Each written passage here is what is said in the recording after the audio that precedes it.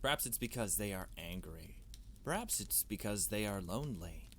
Does each ghost exist on their own? Or do spirits share a realm with one another, expanding and everlasting? Is there a heaven? Is there a hell? Or is there only purgatory, stretching for miles beyond what we can comprehend? These are questions I cannot yet answer, for if I could, I wouldn't be here writing this now, would I? Oh, maybe it's a ghost that can use a typewriter or something. But there is a question I have been able to answer. Since ghosts can make contact with us, I often wondered, could we contact them? Watch as it's like an ad for a Ouija board.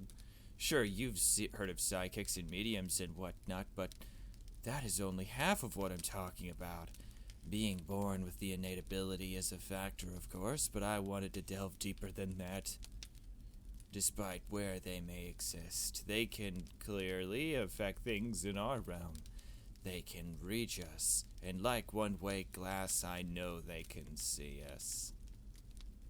But what if we could see them? Is it not enough to hear them? I wanted to see them, to travel to where they were. I believe that when you die, perhaps your soul can become unrestricted. But what if we could accomplish the opposite? What if a living being had the ability to unrestrict itself before death? Perhaps this sounds like... Who is calling me in the middle of my great book? My phone is ringing. Saving. Boop. I don't even know if my mouse is showing right now. Sure hope it's not. Hello? Hi. Oh. Hi, Twyla. Did you need something? No? Well, kind of. Remember how we went to Cypress Side the other day? Yeah, of course. Why? Do you happen to remember the name of that guy you talked to? Yes, his name was Ed. Oh, you mean Ed? Yes, but his last name also. Wraithward? Thank you. I was sure I had it right, but I just wanted some confirmation. Oh, okay. Is there, anything else you need from me or him? I mean, you did call instead of text, so... Oh, that was just to ensure I got an immediate response. Oh, well, okay. If you need any more, info on him, I'm going to visit him this weekend, so... In the cemetery? No, in the retirement home. Mary, you know he died, right? Oh. I mean, I figured you kept on top of all that stuff. You didn't know? He died that day we went. Guess that emergency he had was serious after all. It also means the butcher could have been there when we were. That's why I was looking more into it just now. I hope you weren't too attached. I'll talk to you later. I was heartbroken. Why? We knew him for like one conversation. I mean, I liked him though. The butcher could have been there? Was it because of us? Because we were there investigating them? Were they on our trail? Did Ed die because we... No. I had trouble sleeping that night, and I made sure to stop by the cemetery every day finding out as much information as I could. If he really did die because I wasn't going to miss his funeral. Normally, when I put flowers on graves, especially new ones I haven't seen before, I bring flowers I grew myself. Buying them can get expensive, and it feels more genuine to grow my own. But I had just been growing a new patch. I didn't have any new flowers I could bring. So I took all the little buds I could gather and wrapped them up and invited myself in. Wouldn't you know, his funeral was the same day I was planning on visiting him. Isn't it funny how life works out? Oh, so funny. Oh, jeez, Mary, don't be sad. I normally don't cry at funerals. I mean, at least the ones where I didn't know the person well. But I had to cry now. I had no choice but to cry. All I could think about was him sitting there in his room, talking about how lonely he was, how no one ever came to visit him. Well, they came to visit now. He wasn't alone now, right? I didn't talk to any of his family, and they didn't talk to me, and I was fine with that. I didn't want to explain my reason for being here. The overwhelming sense of guilt was enough to weight on my shoulders. It was enough weight on my shoulders. I didn't want to have to explain it to them too. I normally don't like to outlast family members at their own family's funerals, but I couldn't help it this time. I had to stay. I had to stay as long as I could to somehow possibly make up for what I may have caused. Try to talk to him, use your ghost knowledge. Family members dwindled, and eventually they all left. I'm sure they were confused that I didn't, but I didn't want to move from this spot, even if you tried to drag me. Oh, Ed. I'm so sorry. You didn't deserve this. I'm so sorry. This might have been my fault. Maybe she was right. Maybe if I had helped her more. Or we had worked quicker, maybe. Maybe. Was it his soup? He choked after eating soup, and there appeared to be what looked like little driblets on the ground. Was he poisoned? Your family came to visit, you know. Just like you wanted them to. They all seemed to miss you a lot. So I hope you know that they were thinking of you. And your wife. You're right next to her, you know. I had been leaving her flowers for so long, and I hope you know that I was taking care of her this whole time. So I'm sure she wasn't lonely. And maybe you won't be either. Now that you're beside her.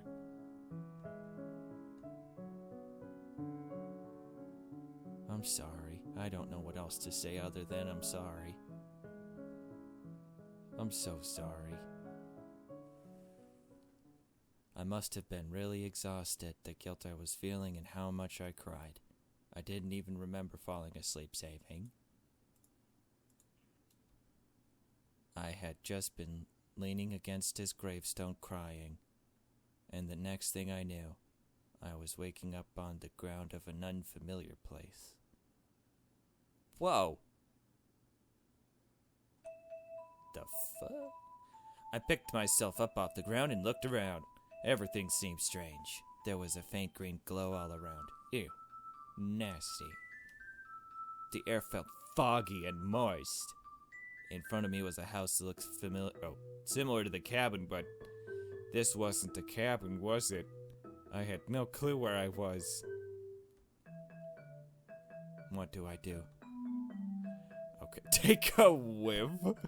Look around, take a whiff. Feel, listen, knock on door. Alright, first thing I'm gonna do is take a whiff. I took a big whiff to smell my surroundings.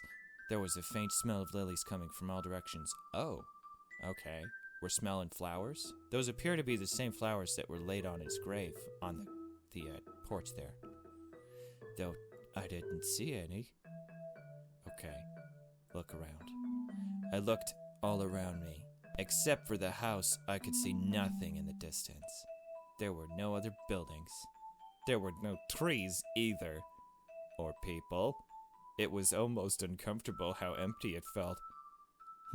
Sounds nice. The grass felt like a soft carpet. The rocks and wood of the house felt artificial, almost plastic-like. Almost plastic-like. Let me drink some water. Let's listen. Silence. That's me. That's using the same letters as listen. No, wait. Silence and listen. Silent and listen. Well, I suppose there's not much else to do. I climbed up the porch and walked up to the door. Standing in front of it, I politely knocked, waiting to see if there was someone inside. I didn't hear anything, so I knocked again a little louder this time. I heard something coming. Then the door creaked, and the handle slowly turned. And what answered was... Ed? Wait. Well, hey there. Ed, is that really you? I don't know who else it would be. Wait, you're telling me you're old when you die? I'm so glad. I gave Ed a big hug and he invited me inside. I was so pleasantly surprised. He led me into the kitchen area and offered me some refreshments. I politely declined as I pulled up a stool to talk to him. I just realized. Okay, so we slept on a grave and we were able to talk to Ed and he's dead. We slept in our bed in our house and then we were able to talk to our mom and dad. Does that mean our mom and dad are dead because we were close to the place that they died? Or they're... Huh. More water. Because the Ed I'd know is... I'm very happy to see you, you know. That can't be real. You die, you're still crippled in a wheelchair? Come on, man. But how is this possible? How do you mean? Well, you died. Died? Oh, yes, I suppose that did happen. I nearly forgot, haha. Actually, that's curious then, 'cause how did you get here if I'm dead? Well, I don't know. I just woke up here. Huh. Alright then. I hope you enjoy your stay. Dude, Ed is the best. If you're here long enough, my wife should be back any minute. You could say hi. Your wife? She's here too? I'm so glad you could see her again. Me too. Funny thing is, I'm pretty sure she knows you too. She does? Had I never met her before then? Not sure! But she says a red-haired girl brings her flowers a lot. And you're the only red-haired girl I know, so it's not in the family. Really? That's... Oh, is it gonna turn out that, like, Mary's like a perfect medium because she visits all the people all the time? Hey, Ed. Well, I'm here. Can I ask you something? If that's okay. I don't see why not. How exactly did you die? Well, beats me. 1 second I was eating lunch with you there. Then I started coughing. Things were pretty dark for a while. And before I knew it, I was here. Is this like your house? Sitting in a cozy chair and feeling right as a peach. Really? Just like that? Was it painful? Heh, maybe a little, but not for too long. I just remember my lunch tasting a little different. Maybe it was spoiled. Then I just couldn't breathe. Probably started choking from eating too fast. But would choking cause him to cough up blood like that? Did they put, like, little pieces of glass? Or something? I see. And that's all you remember. Can't say there was much else. Thank you. Even a little information helps a lot. Helps in what? Oh, don't worry about it. Oh, come on, just tell him. Besides, I don't think you really have much to worry about if you're here. Well, I suppose that's true. Sure you don't want anything while you're here, then? We just stocked the fridge. Go on, help yourself. Oh. Well, if you insist, I suppose. We're gonna have some supernatural pudding? Thank you very much. Then, I got from the stool and walked towards the fridge. That's kind of weird, isn't it? I didn't think dead people would need to eat. Oof. Look, I opened the fridge and looked inside. Saw a bunch of ghost bottles. It was stocked like a regular fridge would be. Though I can't say I recognized in many of the brands here. But I don't think that, belongs in the fridge. Because... Mary! Oh, dude, Reginald! You're spoiling my fun! I jumped to my feet as soon as I heard my name called. The sound of Reginald's voice had jolted me awake. So, was that just, Oh, thank goodness you're okay. I saw you lying on the ground and I was worried something had happened to you. I don't think a cemetery is a very good place to take a nap, you know. A nap, then? Was that all a dream?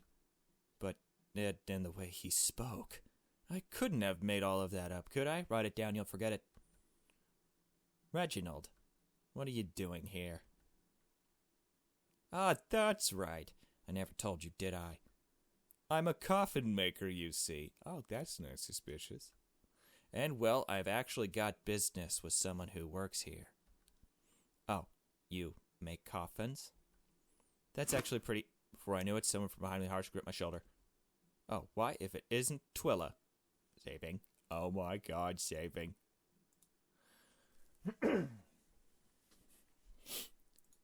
Is this like one of those girl saving girl moments? She's like, hey. Hello, Reginald. Huh? Oh, hi, Tui. Okay, I'm gonna try to figure this out. T-W-Y. Twy? Twyla? Twy? Must be Twy. I like Tui better, though, but Twy. Oh, you're kind of hurting me. What's going on here? Oh, you're friends with Mary, too. How lovely. You know, oh, jeez. You know, Twy, dear, I haven't seen you at the library in quite some time. Did you stop working there? You should have told me. I look for you when I go in, you know. I was worried something terrible might have happened to you. Uh-huh. Well, it was nice seeing you, Reginald. That's right, get me away from him. But Mary and I have to get going. You know, girl stuff. We do? Ah, is that so? Yes, we're already off schedule, so it's best if we leave immediately. We are?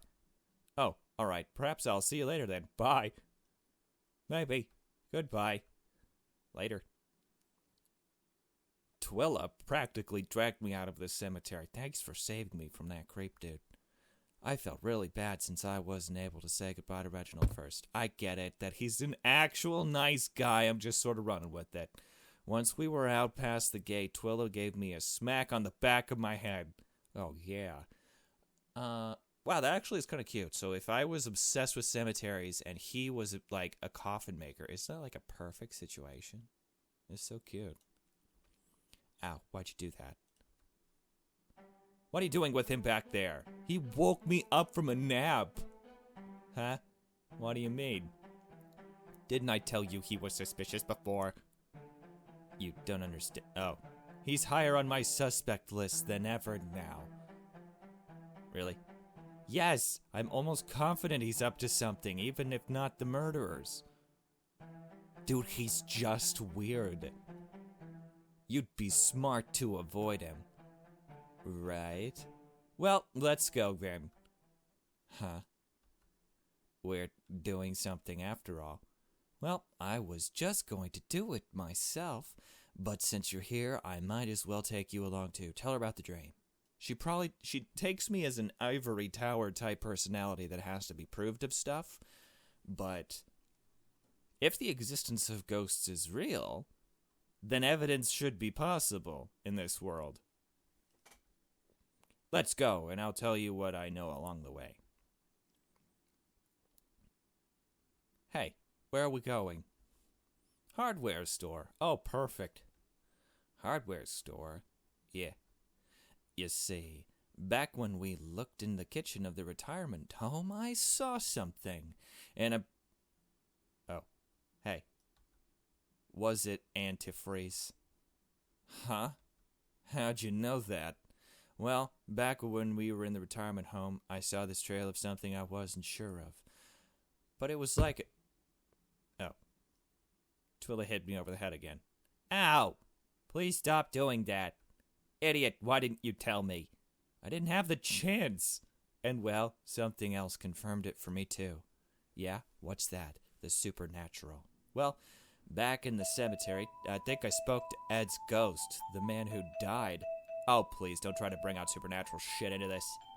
I'm serious. I was in the house. His house. You broke in?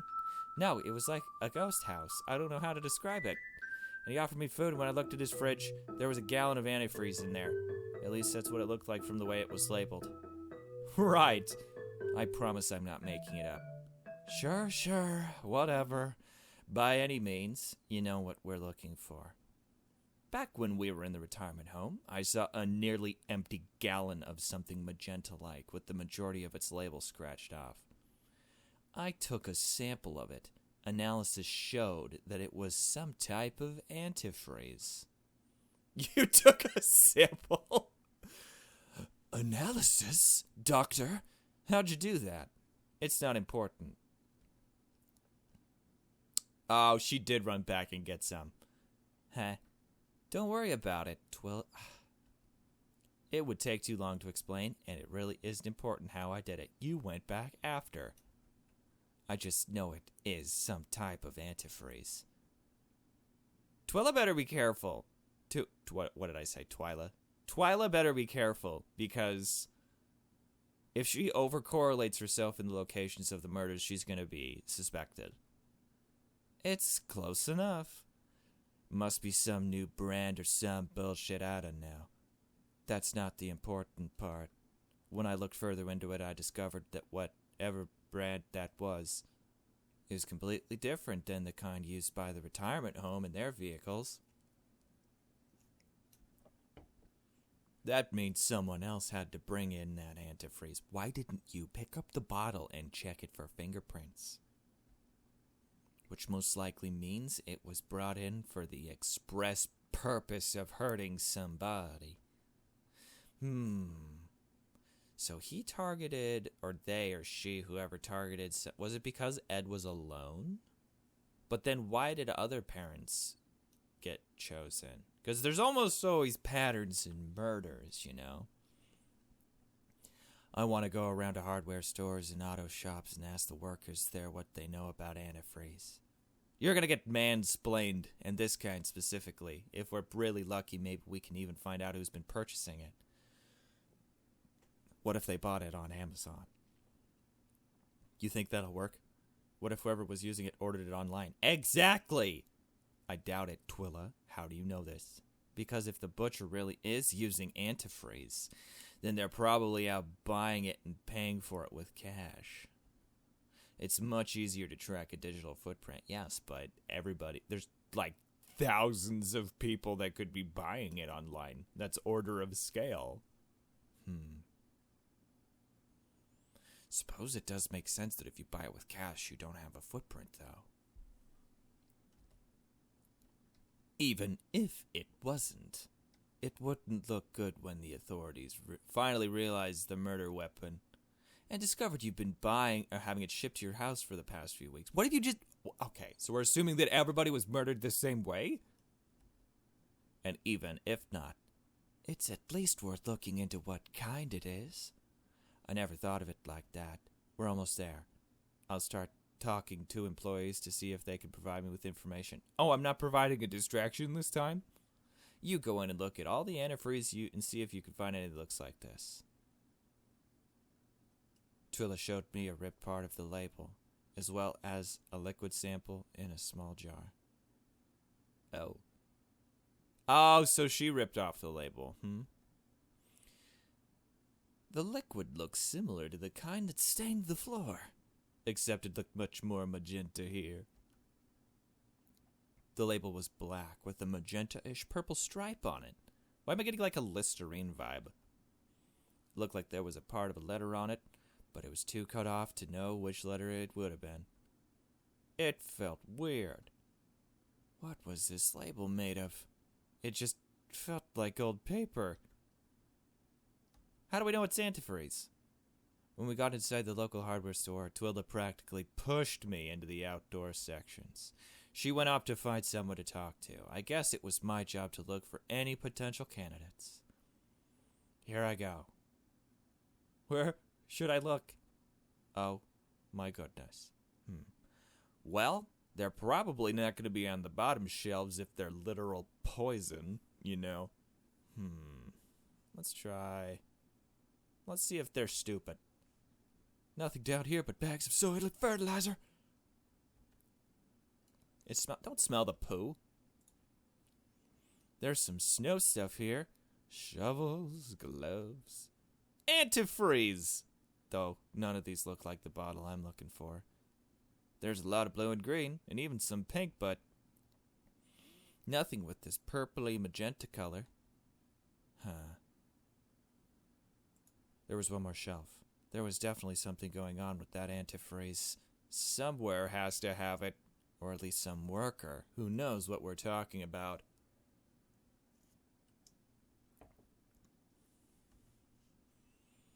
But even if we find it, does that really mean we can find who's buying it? Check the top shelves. They're too high for me to see, unfortunately. I'm just a little tiny girl. One of those rollered stair things was in the aisle, though. I thought about climbing it, but I was worried I might get in trouble. Just ask a big person. I guess I'll wait for an employee to come by and help me. I looked very hard, but I didn't find anything. Oh, just like sitting there looking at the glue. Twyla and I tried a few different stores, but no one seemed to have what we were looking for. Anything that was purple wasn't antifreeze, and anything that was antifreeze wasn't purple. Maybe its antifreeze was something added to it to make it tasty. Even when we asked the employees, they didn't seem to know what we were talking about. Why isn't it like your intention or your idea to be like, you know what, let's just go ask a grandpa or something about antifreeze, you know? Just like somebody that loved that type of thing. These people don't care. Nice man bun. Even showing them the label, they would have. Oh, they say they've never seen antifreeze or coolant packaging like that in their lives. Our efforts seemed fruitless. So, eventually, we just gave up. At least for the day, that is. Twyla didn't even offer me a ride home or anything. She seemed really fed up. I guess I could see why. Bummer, man. I just ended up heading back home after that. I walked like a peasant. We had spent a while out together, and I wasn't as if I could do much more today. The day was pretty exhausting anyways. So I went home to do all the usual evening things. Do we, not have to work? Do we just have money? Is this like a summer vacation? How is this working? And night proceeded as usual. Or normal. Can I ask you a strange question? Are you there? Where are you? I'm here. What was your question?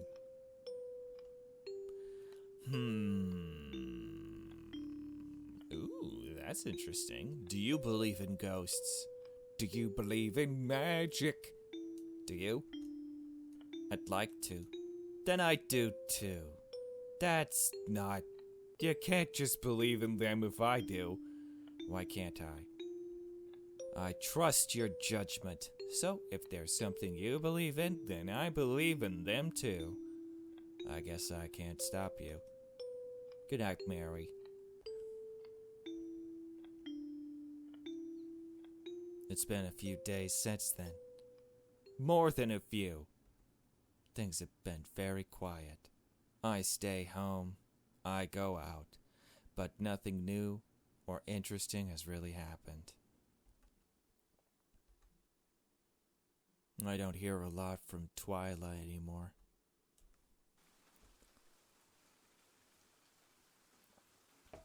I want to message her sometimes, but I'm afraid she's mad at me.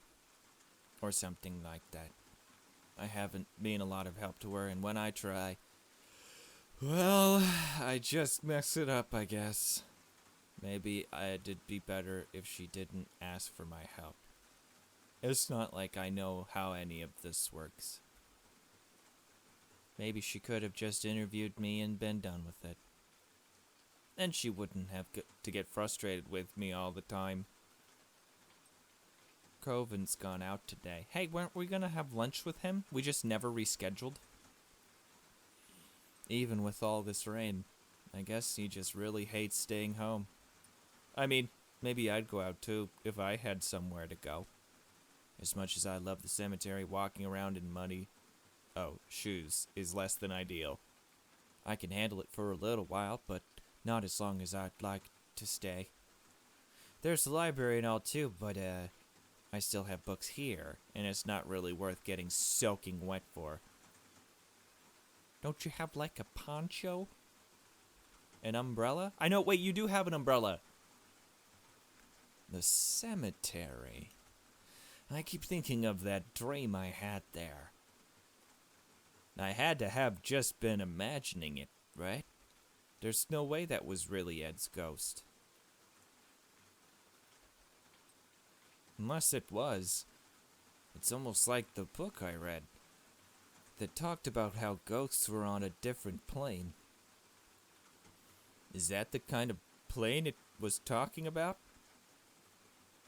But if so, how come more people don't see ghosts in their dreams? Maybe they do, but they just don't realize it. If I'm seeing ghosts in my dreams, does that mean my dreams with Mom and Dad made... I wasn't able to consider that possibility much longer before my phone buzzed. It was Twyla! Oh, hell yeah. Look at that giant phone. I want a phone like that. Hey. Hi. It's been a while. Is everything okay? No. Oh. Why not? Because we haven't found fucking shit. That's why not. Well, she seemed as usual. Have you been able to find that antifreeze? No.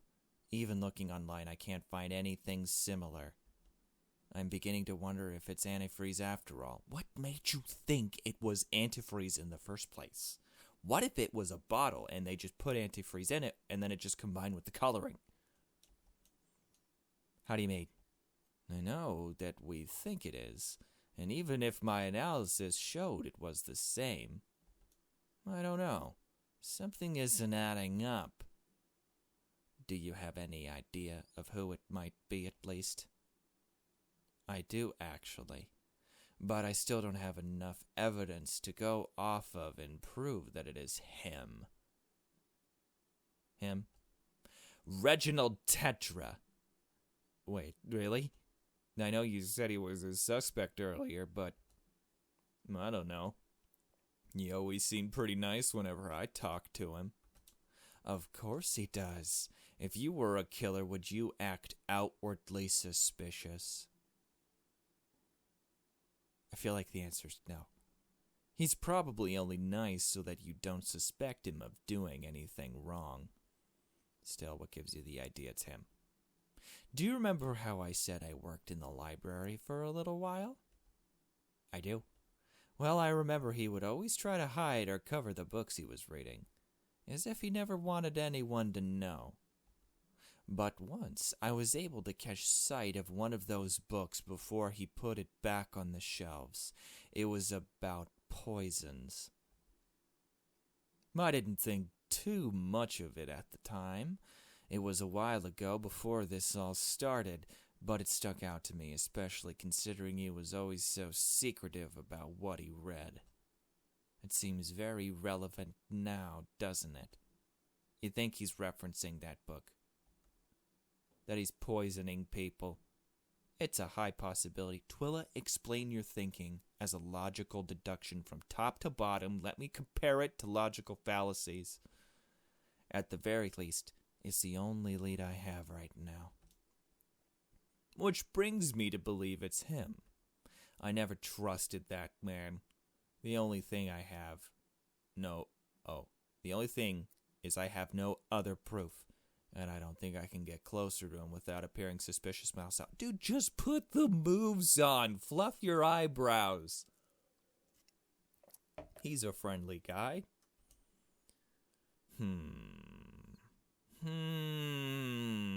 mean, what if it isn't him is a pretty good one too. But she's been researching this a long time. Looking into poisons. People dying of poisons. That's a consistency. But if she is, I don't even know if she is a detective. I think I said this last time too. Like, a detective's first and foremost thing is both opportunity and motivation. So if he had opportunity and motivation to do these things, and he could have been looking at poison for anything, but the information about poisons would be enough for us to correlate him, right? Because if people died of poisons and he'd been looking up poisons, maybe he wants to preserve his coffin business, you know? I actually think that she has a good point with the consistency there. I guess he could be a suspect. Only a suspect, of course. But I'm still having a hard time believing it's him. But then again, you've known him longer than I have, I guess. Listen, Mary, I know a lot of people in this town, but no one has ever struck me with more suspicion than Reginald Tetra. I think if we're going to set our sights on any suspect, it should be him. She seems so certain of it. That's why we need to analyze her thinking logically. Get it out of your head. Let me see if you're doing anything like bandwagoning or just like not liking his personality. But she's given me no reason to suspect him. Besides, he seems so friendly and sociable. He's been so nice to me every time that I've met him. Yeah, let's just compare and contrast. He's been nice every time, wanted to share his books, was friendly, remembers our names, shared his profession. He kinda cute. Come on. She's stolen things. She's kind of a jerk. I like her, though. I don't want to think he would do something like that. Well then, Twy, if you're so certain it's him, why don't you contact the police? I'm sure if they look into it, they'll find something. The police are a bunch of fucking idiots and full of scummy fucking people. We've been over this. Twyla, you're so woke. Even if that wasn't the case, I don't want to be involved in any investigation of theirs. Can't you send in an anonymous report or something? Yeah, that's called the garbage bin, though. Do you really think... Yes, exactly. Oh, stay anonymous. They don't even get looked into, dude. Do you realize how easy it is to get information, Mary? Use a VPN. Which brings us to their sponsor. Even just texting this over the phone with you makes me concerned. If anyone sees these texts and knows what we're doing, it could be a lot of trouble. That's why I want to get this over with as quickly as possible. And the quickest way to do that is to decide on who's responsible and then out them. No. Is to figure out who's actually responsible and then prove it. The phrasing here is interesting. Just like that. Is she so certain she's him? She's willing to accuse him just on a whim? If we can't prove that Reginald has been if we can prove that Reginald has been purchasing large amounts of antifreeze, then at least maybe we'll have a bit of evidence to go by. Yes, that is a consistency. That would be enough to not convict someone, to accuse someone, but not convict them. If we can prove that Reginald, okay. Evidence to go by. And you'll turn that into the authorities? No, we're just gonna kill them ourselves. Because, they'll have to get involved at one point, right? Eventually. But that's for me to worry about. Twyla, girl, I want to be in on this too. I just need a more clear indicator pointing towards him, and I'll be all set.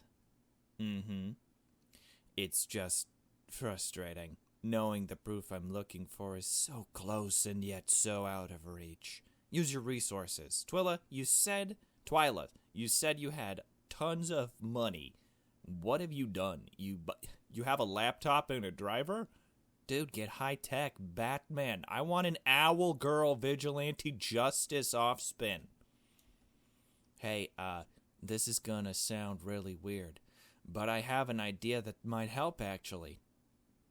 Really? Yeah. It's like maybe... Okay, so if you could... I want you to collect a list of everyone you think might have been killed by the butcher and bring it to the cemetery tomorrow.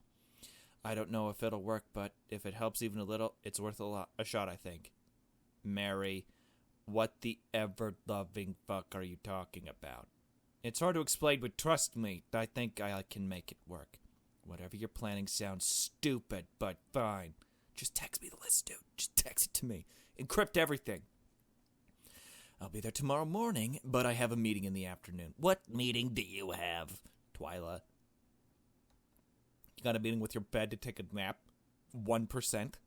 So it better be quick. And it better be helpful. If everything goes how I'm hoping it will, then it should be. You can't see it, but I'm sighing. Very well. Eat it all. See you tomorrow. Yes, you too. Wear something cute. Okay, bye. If this ghost thing is real, then I should be able to talk to one of them too, right? Ed's dream proved stuff in the real world for me, so maybe that'll be the same here. And since they were there, they can tell me exactly what happened. Well, Ed didn't really remember much, though. That prove it, right?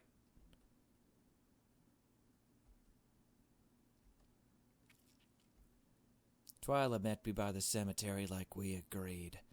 She was tapping her foot impatiently in front of the gate. Took you long enough to get here. My bus runs on a schedule. I'm sorry, you could have, picked me up. Oh, wait, no, she doesn't know where we live on purpose. She had the list in hand, like we agreed.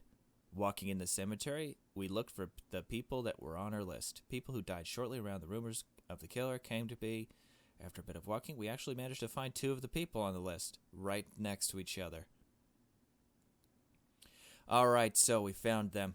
Now what? Are you going to tell me your idea already? Oh, right. So, remember when you saw me and Reginald in the cemetery together? Yeah? Well, that's because he found me asleep on one of the graves.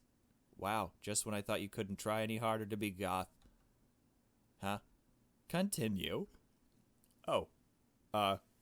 So, when I was asleep, that's when I talked to Ed. That's how I knew about the antifreeze, remember? So, maybe if I sleep on their graves like I did Ed, maybe I'll talk to them too, and they can tell me what happened. Oh, for the love of... Come on, at least we can try it. Even if it's weird premonition or something. Alright, so, Twyla, you gotta help me relax. Maybe it'll offer us some insight. You dragged me out here for this. I'm trying to take this seriously, Mary. I don't have time for stupid fucking shit like this. I am being serious. Please, at least give me a chance. Fine. You have 30 minutes. I can't go to sleep in 30 minutes, dude. So choose one of them. I'm waking you up when it's over. Okay.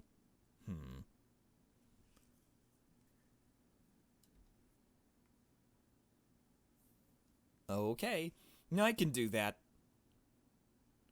Twyla wants me to choose one person to talk to. I guess I could always talk to the other when she's gone, but... Alright. I need the person I choose to be enough to convince her that I'm not just playing around. There's a boy and a girl here. I don't actually know the circumstances of their death, so I guess I'll just go with my gut instinct. Who should I go with? Go with the girl. I laid on top of the grave and gently shut my eyes.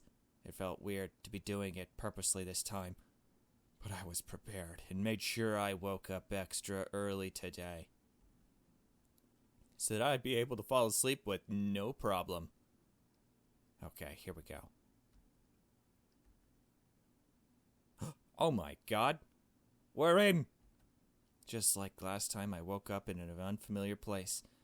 But getting a closer look, this place seemed more familiar than I thought. I recognized this place. It looked like the building before me. Its flowy awning didn't have in the wind. Oh, wave in the wind like it usually does. But the glass door was propped open, as if inviting me in. I guess this was my destination. I cautiously took a step inside. The restaurant was completely empty, and things seemed to be covered in a fine layer of dust. I heard about this place being closed temporarily, but the way it looked now made it look as if it'd been abandoned for years. Ah, there's a girl here. She didn't seem to acknowledge me when I came in, but she was the only other person here. I approached her. Oh my god. As I got closer to the girl, I noticed her playing with her hair. And she moved it away from her face. I could see a horrible rash that covered... That's a rash? That looks like bloodstains. The dizzy way she was standing made it seem like she was so... Oh, sorry. The rash is on her face. Okay. She appears to have some sort of murder happening on her front there. What happened to her? Merlot. Who's there? Oh, I'm sorry. I should have made myself more known. You're Merlot, right? Merlot Colette? Did I scare you? Not at all. I could sense you coming. You smell like pretty flowers and old friends. Oh, thank you. You got a bit of a speech impediment there, Merlot. Though I can't say I know you. I don't think that's quite true. Well, anyways, I'm really sorry. I don't have a lot of time here. Could I ask you some questions about how you got here? Well, it's been a while since I've been here. What does that mean? I only got here when you did. Oh. Haven't been to this place since that awful date. You had a bad date here? Well, my date was nice. My meal, not so much. I have an allergy, so... so that's how that, I don't know how to say that. You got a rash on your face. Mm-hmm. I always break out like this when I have nuts. I guess they accidentally put some in my food. Okay, but do the nuts explain the blood gash on your front? Maybe you bled from your mouth? I say, I'm really sorry. It's strange, though. What I ordered was never supposed to come with nuts of any kind. And I used my EpiPen, too. So maybe it wasn't nuts. So, I don't know what went wrong. I thought I'd wake up in a hospital, but it turns out it's not at all, I guess. I'm very sorry. Was there anything else strange? How so? Did you see anybody maybe suspicious? Not that I can think. But now that you mention it... No. There was another unusual flavor. It was really bitter. I tried to wash it down with some of my wine, but it didn't help at all. It was like the more I drank, the more I tasted that awful flavor. Guess it didn't mix well with alcohol. But I stomached it anyways. I figured it was just a vegetal I wasn't used to.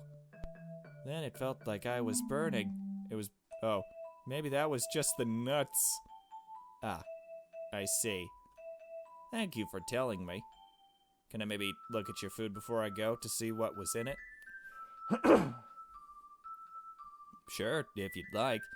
Not like I'll be eating it anymore. Tee-hee. Alright, we're looking. I bent down and inspected the food that had been scattered across the floor. It just looked like some salads to me. Tossing over them, I noticed what could have been nuts, but I'm honestly not sure. Maybe it's an antifreeze vinaigrette. I also looked over to her spilled wine glass. Did I dare taste it? It was kind of gross being on the float all, and, I don't even like alcohol, but it burned. Oh, time's up. I was awoken by Twyla, who roughly shook me awake. She was clearly running low on patience. Well, did you find out anything? Or did you just waste my time? Sorry. I'm still a little drowsy. Well, snap out of it. Tell me what you learned. Yeah, there was a girl there at a restaurant. The one that's been closed for a little while. She had allergic reaction to her food. Is that all? No, it wasn't just that. There was something in her food, too. I thought it was red wine, but it burned as soon as I put it in my mouth. Do you really think that's... Oh, definitely. I knew for a fact it was. I recently heard from an inside source that they found traces of something else in the girl's food after claiming she died of an allergy. Really? I heard there was some incident there, but I never heard that. Of course you didn't, because they don't want you to know. Who doesn't? I have to get going, Mary. But I have to say, I don't know how you did it, but this ability of yours seems like it'll be useful to me. I'll get back to you on this later. All right. You're not having a meeting to accuse Reginald, are you? Twyla left to go to her meeting, leaving me stranded there.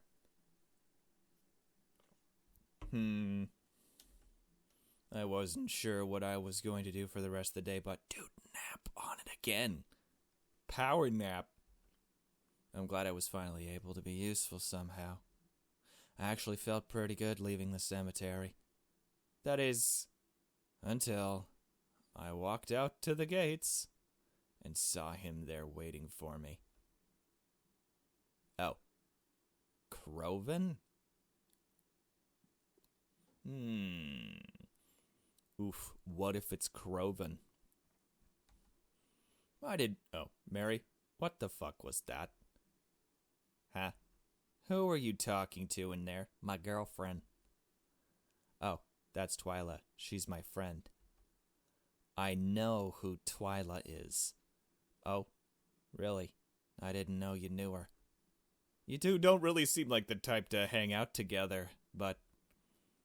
This is who you've been hanging out with so much? Huh? Yeah. Why? Twyla is a fucking madman. Stay away from her, Croven. I kind of like her. I'm digging her vibe. Huh? I don't want to get into it, but that girl is the reason the fucking devil hides in hell. Don't hang out with her anymore. Excuse me, Croven. I don't think that's how this works.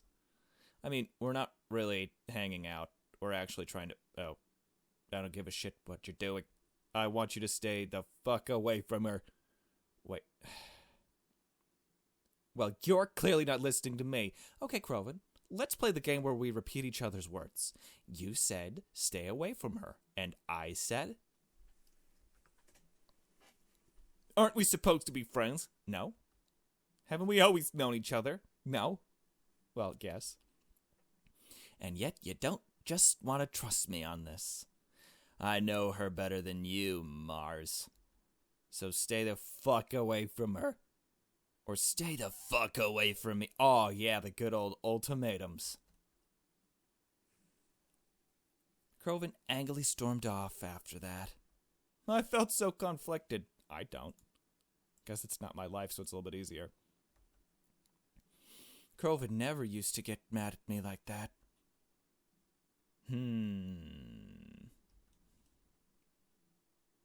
I know Croven doesn't like her for whatever reason. If he doesn't explain his reasons, that's called manipulation. And also ultimatums are manipulation. But I know Twyla isn't a bad person. She may do some devious things, but I know she's doing them for good reasons. She has to care about people putting her life on the line to try and stop a potential killer. She may not have the nicest in personality, but she's good in heart. Right? The rest of my day after that was uninteresting, but Croven didn't talk to me for the rest of the night when I got home. Maybe that was for the best. Besides, I could always rely on someone else to talk to me at night. And then he stomped away. I say, I'm sorry you were faced with that. It's whatever, I guess. Me and my family. He's always in a bad mood lately, so I try not to take it too personally. Do not. I don't. Just wondering, but if you were in my shoes, do you think I should trust him on it? I can't answer that for you. This was a hypothetical, dude. They're your friends, not mine. How do you feel towards them? I'm feeling Twyla's a good person. Well, the girl I'm friends with, I'll admit that I don't think she's that nice. She doesn't even try to be. But the stuff she does is for a good cause. And she tries very hard to make everything okay for everyone. Even if my male friend doesn't like her, that doesn't mean that I have to see the worst in her. And I'm sure in the end, she thinks of me as a friend too, potentially. Even if she doesn't express it the best. I think that's very mature of you. I hope everything works out between you and your friends. Thanks, I think. Good night, Mary. Why don't we say good night, too? I feel like it's kind of weird, like leaving them hanging, you know? I had a pretty decent sleep, despite everything that was bugging me. Before I even got out of bed for the day, my phone started buzzing with text messages saving. Oh, boy. Oh, jeez. It was Twyla. Mary, are you there? I need you for something. If I'm thinking correctly, you'd be able to help me with this very well. Oh, yeah. I'm not sure what I should do. Why would I not? I've already doubled down, dude. I want to help Twyla, but Croven was really mad yesterday to see me with her. Hey, you know what? It's my life, and he didn't listen to me. And then he threw down an ultimatum. If I don't help, she might be missing out on evidence because of me. But if I go with her and Croven finds us together again, it would result in him feeling even worse. That's his problem, dude. I don't want him to get upset with me again. But I don't want Twyla to get upset with me either. What should I do? You fucking kidding me? I decided to respond to Twyla, telling her I could make it. Good. I assume you're going to tell me to meet you by the cemetery again, so I'll see you there at 12. Don't be late. Not wanting to be late, but not wanting Croven to possibly ask where I was going. Hey, do you think he would physically stop us? I quietly got changed and slipped out the front door. I nervously waited for the bus, hoping I wouldn't see him until later tonight. Does he take the bus too? I hopped off the bus and started to make my way towards the cemetery. I was really hungry. I probably should have picked up something back at the house, but I guess I was too scared of possibly running into Croven there and having to explain where I was going in such a hurry. Twyla met me at the designated time and place, and I asked where we should be going today. Dude, just ask Twyla for food. She's probably got, like, provisions.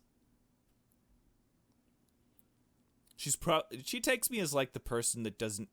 Well, no, she probably is very picky with her food. I was going to say, like, a totally practical personality that just survives off of, like, Soylent or something. That's probably not right. She probably has to have her food prepared all coosy-coos. Their hardware store, didn't we already check out most of them? Yes, but someone I talked to actually provided me with some important information the other day. I've heard that our main suspect visits this specific one at least once every 2 weeks. So, if that's true, it seems like today will be the day he shows up. So, we're just going to wait there until he does. We might have to. Twyla, get me a snack. But what if he doesn't? Are you doubting me? No, I'm just hungry. Well, no, but... Good, then let's go before we miss him. I headed back down to the hardware store with her. Though I wasn't sure what her plan was. Even if we do catch him buying something, is that really proof he's the culprit? No.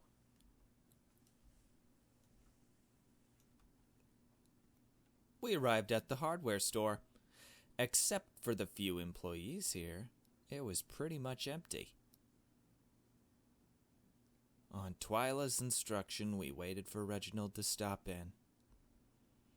But as long as we waited there, we didn't see him. We looked around the store several times, but still nothing. Though I lost Twyla a few times, so a part of me wondered if she was just trying to keep me busy. But that doesn't make sense, because if she really wanted to sneak around, then she wouldn't have invited me in the first place. So why did she invite me? I was considering asking Twyla if we should leave. I had Reginald's phone number. I had considered asking Twyla if I should text him, but that would be suspicious if I did, wouldn't it? Hey, are you going to the hardware store today? Yeah, that would be a... Why? No reason. How did I know? Haha, I didn't. Yeah, that would probably be way too suspicious.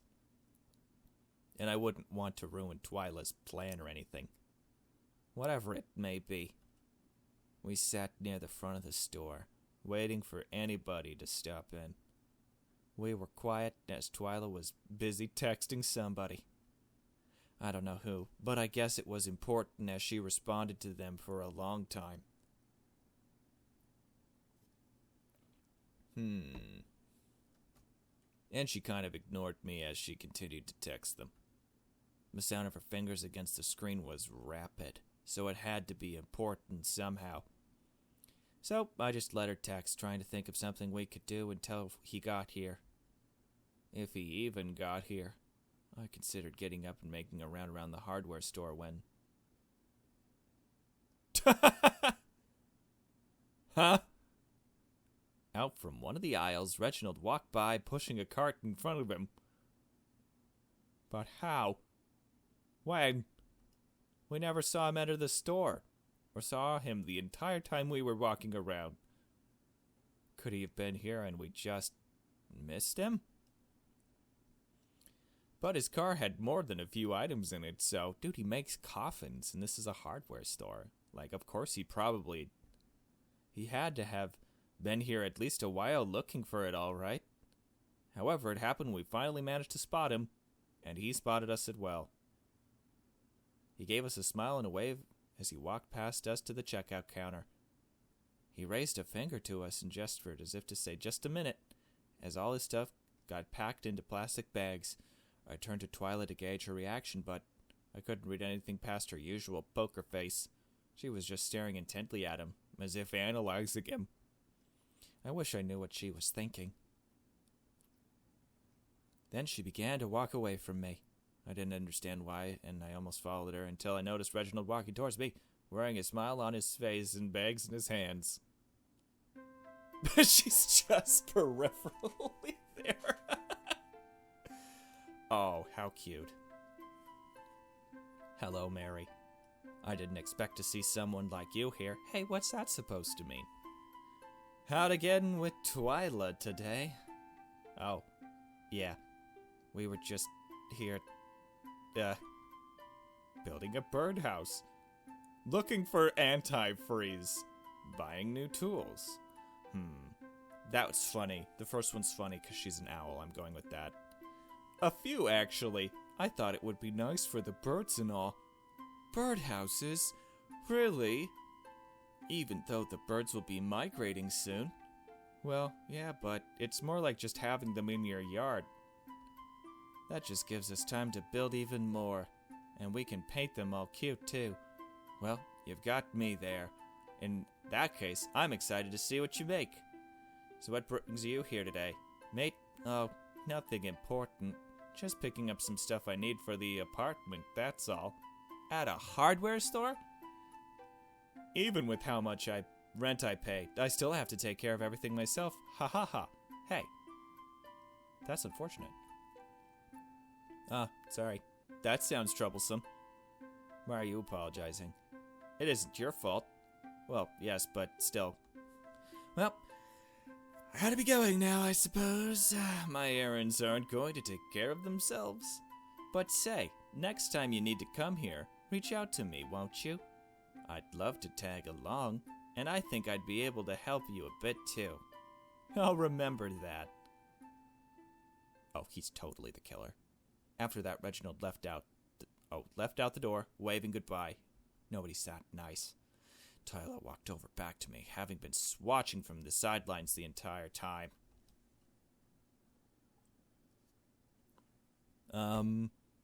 Twy, what was the point of that? You didn't even talk to him. And he walked right out the door. Yeah. But did you see what he bought just now? Oh. No. Should I have? Within his purchases, I saw him buy antifreeze. Not with the kind of gallon we were looking for, but he did buy it. Twyla, that's not enough. He just bought a little antifreeze. On top of that, he bought rat poison, insecticide, and rope. Well, that stuff doesn't inherently mean he's using it for something bad. Are you going to report that, though? No. You're going to pursue him. Before he gets far enough, I want you to go out there and ask to help him. What? Isn't he our main suspect? Don't you think he's dangerous? And you want me to go with him? For whatever bizarre reason, he seems to have a liking to you, right? So you can probably get a lot out of him. Twyla, I don't know about this. Why not? You're the one who said he's not inherently doing bad things anyways, right? So you should have no reason to be scared. Well, yeah, we could also prove his innocence, couldn't we? Besides, I have to take care of something else anyways. Dude, you're not even gonna be there with me. But I'll have my phone on me the whole time. So hurry. Go out there and catch up to him. And text me any updates. If things start going really bad, you can just call for help. Am I calling you? Heh. I should have known. Known what? That you'd rather chicken out and let more people die. Oh, yes, manipulate me. Should I even be surprised, though? Of course you'd want that to happen. They'd fill up those precious cemeteries you love so much. Maybe that's why you keep hindering my progress. To add to your... I ran out the door as fast as I could. The fuck was that for? Bruh. Even though I didn't say anything, I think Twyla could tell I was going after Reginald like she wanted me to. To my surprise, he actually wasn't that far down the street. I was surprised to see him on the street at all, actually. I guess he was taking the bus like I do? Or maybe his car was just parked far. Why did she say that? Like, I get the point that Mary seems to be pretty easily manipulated, and Twyla probably picked up on that. Because, I mean, Mary literally has just been doing whatever she says. Seems like that was kind of more of a jab, you know, like a, how do you say? It was definitely manipulative. There's no way she has a meeting. She's totally just going to be surveillancing us, right? I understand the double down thing. Like, if you double down when things are important, really trying to get your agenda done. That was pretty strong usage, you know? Whatever the reason, it worked out for me, as I was able to skip up to him pretty quickly. Oh, Reginald, wait a moment. I'm sorry. Is everything all right? Well, you see, back there, Twyla mentioned to me you were, buying rat poison. Oh, yes. That's a bit embarrassing to admit, but my apartment has been having a bit of a rat problem lately. My landlady won't do anything about it, so it's up to me, I suppose. She doesn't even answer her door anymore. Can you believe that? So I guess I ought to take care of it before my neighbors start having rodent problems too. Well, I don't think you should kill them. They probably just don't have anywhere to go. It's not fair to them. I'm sorry, but I don't really think there's much I can do at this point. Yeah, just kill them. Well, I'm actually pretty good with animals, especially small ones. Oh, is that so? Yeah, so maybe I can come over and I'll try to help you with them, so you don't have to kill them. I don't know. I appreciate your concern, but... Are you sure that's something you want to do? Yes, absolutely. Well, alright, if it means that much to you. When would you like to come over? Oh, I was thinking just now. Oh, that's so last minute. You're not even giving me the time to straighten things out. I can't possibly have you over right now. I just die of embarrassment. Or you might die of fright. Please. Probably over sooner if you let me over now. Oh, well, alright. You drive a hard bargain. My car is just around this corner, and the drive shouldn't be too long. Oh, good. Hopefully I can help at least a little bit. Like Reginald said, we got in his car around the corner. Once I was buckled inside, I messaged Twyla. I'm in his car. We're heading to his apartment. Perfect. Make sure to snoop around while you're there. I don't know. I said I was going to help with a rat problem. So even more of an excuse to be snooping around. You have to look for that rat, right? That's right. We gotta find that rat. He's the rat. I guess so. Text me when you get there. Make sure you talk to him on the ride over. If you spend all the time texting me, you may think you're up to something. Right. I put my phone down and took a deep breath. Everything about this felt uncomfortable. Going to Reginald's just to spy through his things. That's not right. But if he really gets dangerous, maybe that makes it okay. But if he isn't, then... And if he is dangerous, then I have to be extra careful. I don't know what he could do. I mean, I don't know him that well. And here I am heading to his house. I'll just be on my toes. So, have you worked with rodents before? Oh, shoot. We can have experience with small animals. Oh, fuck. Okay, here's what I'm thinking. If we tell him that we're super good with rodents, he maybe isn't going to help us, right? Like, he will just be peripheral. We're trying to do this to get information, too. Like, what if he leaves? Like, he just leaves us with the rodents? Oh, crap. Yes, exactly. I've worked with many other small animals before. They're really not that bad, just misunderstood. Reginald and I spoke as he drove. I feel that way about a lot of these kinds of animals. I even had a tarantula when I was younger. Fascinating! I've never been much of an animal person myself, but who knows? Maybe that would change if I got a pet. Unfortunately, my apartment doesn't allow them. A shame, too. A cat would be most handy in this situation. Well, yeah, but your cat can get the plague. Huh. I suppose so. Did you guys hear about that guy? He was ripping a rat out of a cat's mouth, and the cat had the plague from the rat on its teeth, and it bit the man, and then he got plague all over his hands. Dude, that sucks. I guess I'll be your cat stand-in. Seems so. How do you plan on catching it, if I may ask? Oh, I'll get a feel for your apartment first, then I'll see the best method to go about it. Sounds reasonable to me. Saving. Oh my god, saving. I keep forgetting that Ren'py has quick saves. I probably should have used those. Eventually, we made it to Reginald's apartment building. It was a total dump. Like literal hole in the wall. Drug deals. There were hypodermic needles scattered across the yard. Most of the apartment buildings within the city are kind of cramped. Reginald's was not much different. Despite this, it didn't look half bad. Oh, nice. The outside seemed pretty clean. There was a parking lot to the right of the building. It was convenient that he did not have to park on the street. Pulling up to it, it was also a lot bigger than I anticipated. Wow, this place is huge. Oh, please, it only looks big from the outside. It only looks nice from the outside, too. Still, this seems like a nice enough place to live. It works, I suppose. Though I think one day I'd like to have a house. I like my privacy and alone time. Do you not get that in an apartment? Really? You like those things? But you're so open and friendly. Oh, ha, you think so? I don't quite see things that way.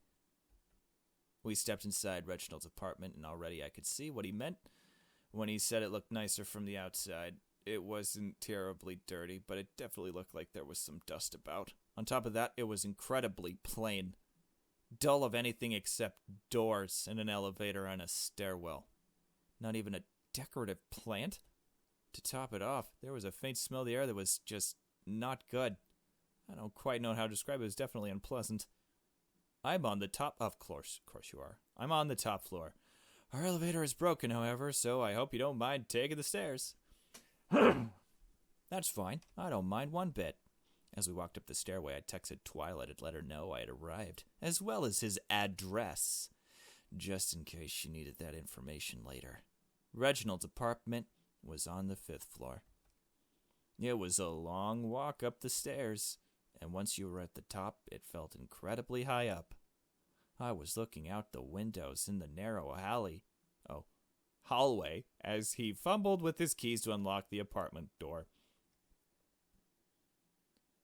It only occurred to me after the fact that I probably should have offered to hold his bags for him, but I was distracted. He got the door open, though, and then welcomed me inside. Oh, dude, it's fine. Well, here we are. This is not as dirty as I thought. I hope you'll forgive me for how messy things are right now. You mean the literal nothing anywhere? This is so clean. Maybe we should imagine things that he would have skewed about. He looks like an anime kind of guy, you know? Like you just open up the door and it's just a bunch of fucking Idolmaster figurines. Messy. Reginald had nothing out except for his furniture. None of it seemed overly dusty or anything. Oh. Just then, Reginald got a phone call. Terribly sorry, but I believe I have to take this. I'll just be just a moment. Please do make yourself at home. Saving. Okay, here we go. This actually isn't that weird, I guess. Bar stools. Reginald excused himself into what seemed to be his bedroom. His man cave.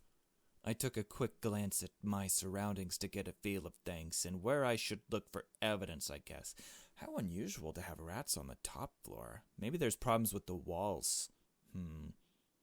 I suppose there are connections like HVAC that'll connect all the floors to be able to have proper ventilation. Just trying to think. They have to be getting their food from somewhere, though. Maybe there's like one group of people that's spoiling the bunch. I took a glance at my surroundings to get a feel for things and where I should look for evidence, I guess. Reginald's apartment felt a bit smaller than what I had expected. Ain't that the truth, sister? He seemed very minimalist. I don't know how much he was allowed to change about his apartment, but even still, I don't know how much evidence I could find when it seemed like he hardly owned anything to begin with. I took out my phone to text Twyla. I hoped she would respond quickly before Reginald came back. I'm in his apartment now, but I'm not quite sure what to do. He left to take a phone call. I know I should look for evidence, but I don't know where to look. Well, fucking look somewhere and try at least instead of texting me. Twyla, you are the expert here. Even something small could be important. Okay, then. I mean, she is right. I've got to look somewhere. Okay, let me see. Just text Twyla again.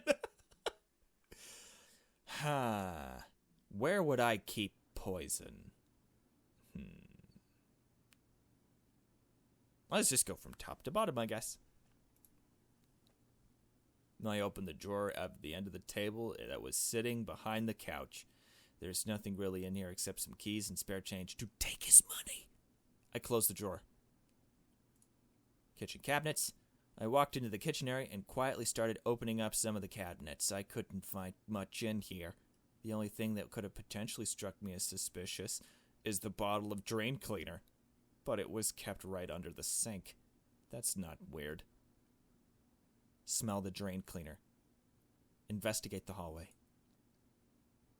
I peered out into the hallway using the peephole on the door. I don't know what I was looking for exactly.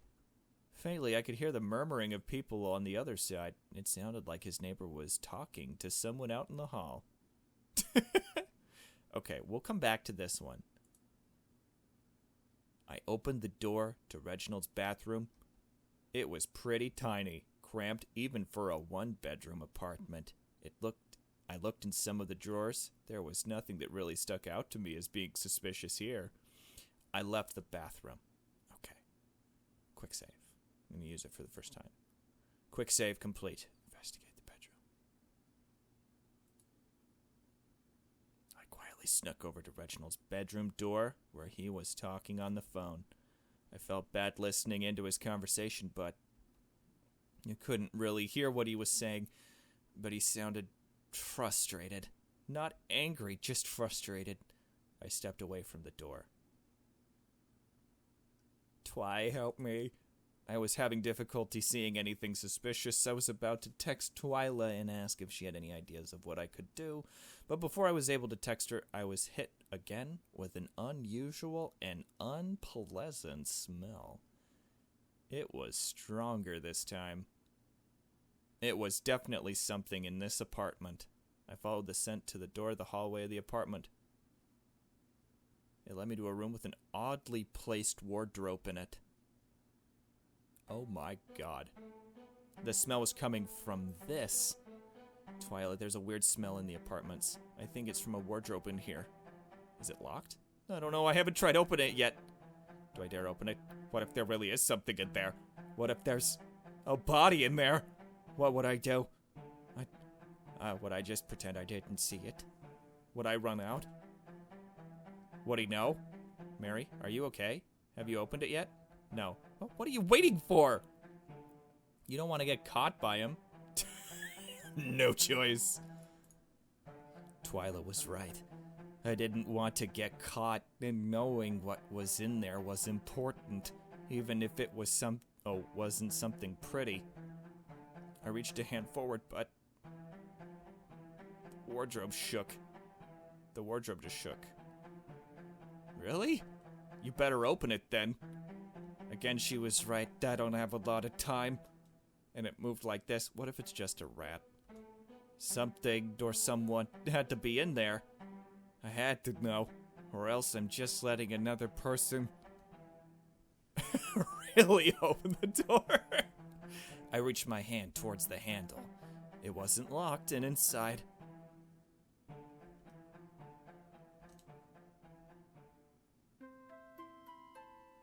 it was a nest of rats.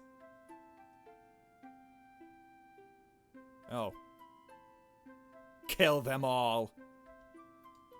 Just like Reginald said, he had been having a problem with. It looked as if the mama had become a mama not too long ago. I guess that explains the smell and the shaking. I felt bad having doubted him now. Oh, it's an evil rat.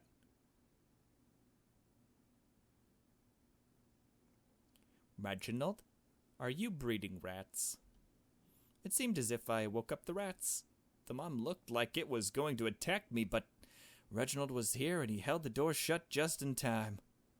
Reginald, I'm so sorry. I can explain. No, it's quite all right. You went looking for the rat by yourself, right? But it was irresponsible of me to let you do that on your own. If that's red infected with something and bit you, then... oh, I would just feel so awful. Hey, it's okay. I'm fine, see? I shouldn't have been looking through your stuff like that. That was really awful of me. I'm sorry. No, don't apologize. I'm the one who's sorry letting you come over when my apartment is in such a state. Empty? I'm sorry, but it's probably better if you leave now. Can you explain? I thought I was here to assist you with, that's understandable. Are we going to take care of the wardrobe rats? I'm very sorry. Excuse me? I apologized to Reginald a few more times before I left for good, but he assured me each time that he was the sorry one. He looked really embarrassed. I felt so bad. He asked if I wanted to ride home, but I told him that I was okay. I'd just take the bus. He was also kind enough to reassure me that he would look for a rat specialist or something to pick them up rather than use the poison, because he knew how much it bothered me. He was sweet and suspicious. He's totally the killer. There's no way he's not. As I hopped off the bus, I checked my phone. Wait, hold on. Maybe it's not him because, although he's suspected, what would correlate him with the retirement home? We never saw him there. Mary? Are you okay? Did you find anything? Sorry, I didn't respond earlier. I opened the wardrobe, but there was just some rats in there after all. Damn it, that doesn't help our case at all.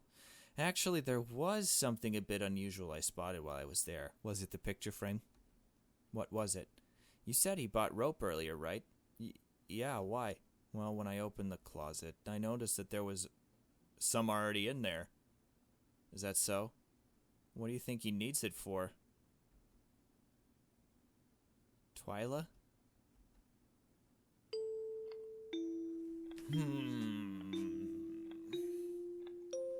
He needs it to tie down the bodies so they can't get away. Obviously. Hey. Hey, are you there? Ah, it's late. I wasn't sure you were still going to message tonight. I just had a busy day, you know, thinking things over. Understandable. As did I. For some reason, I have a feeling our days were busy in different ways. That's probably true. You must be tired then, after such a busy day. I guess so. Well, I won't keep you any longer than I have to. As long as you're safe, that's all that matters. Hoping to see you soon. Good night, Mary. Go to bed? Let's say good night this time. Good night. Thank you. Isn't that funny? I just was thinking that it was weird that we never said good night. It's been a few days. I haven't heard a lot from Twyla. But I guess that's expected. Oh, hell yeah. We're getting a cold point. As opposed to Hot Topic. This author, man. Normal people scare bees. Oh, I missed. Oh, well. But I guess that's alright. She seems to have everything under control, I guess. She only really calls for help when she needs me for things. Other times we just happen to run into each other. But I'm okay with that. Really, I am. This is a really big thing after all. And it kinda her thing more than it is mine. Like, I'm kinda just a sidekick in all this. I know it's really important, not just to her, so I try not to add more stress on her shoulders. Even if I know I get on her nerves sometimes. So, are we just like... Twyla low-key realizes that she has kind of a sixth sense kind of a thing going on? Did she pick that up? And it's the low... She must not think that it's real. I wish these weren't so expensive. Ask your sugar mama. I mean, I know I'm not poor, but with these prices, I will be. Can't we just be like, hey, Twyla, by the way, what I've been doing is basically labor. You've gotten me for 3 days. I did it all day long. That's 8 hours. Let's settle at 20 to 25 hours. That's half a work week. Just pay me 20, 30 bucks an hour. Was that my phone? It is. Oh, it's Twyla. Does she need me for something? It's a good thing I'm already out if that's the case. Hey, Mary. You there? Thanks for your help a few days ago. Ooh, this is a little weird. It actually helped me a lot.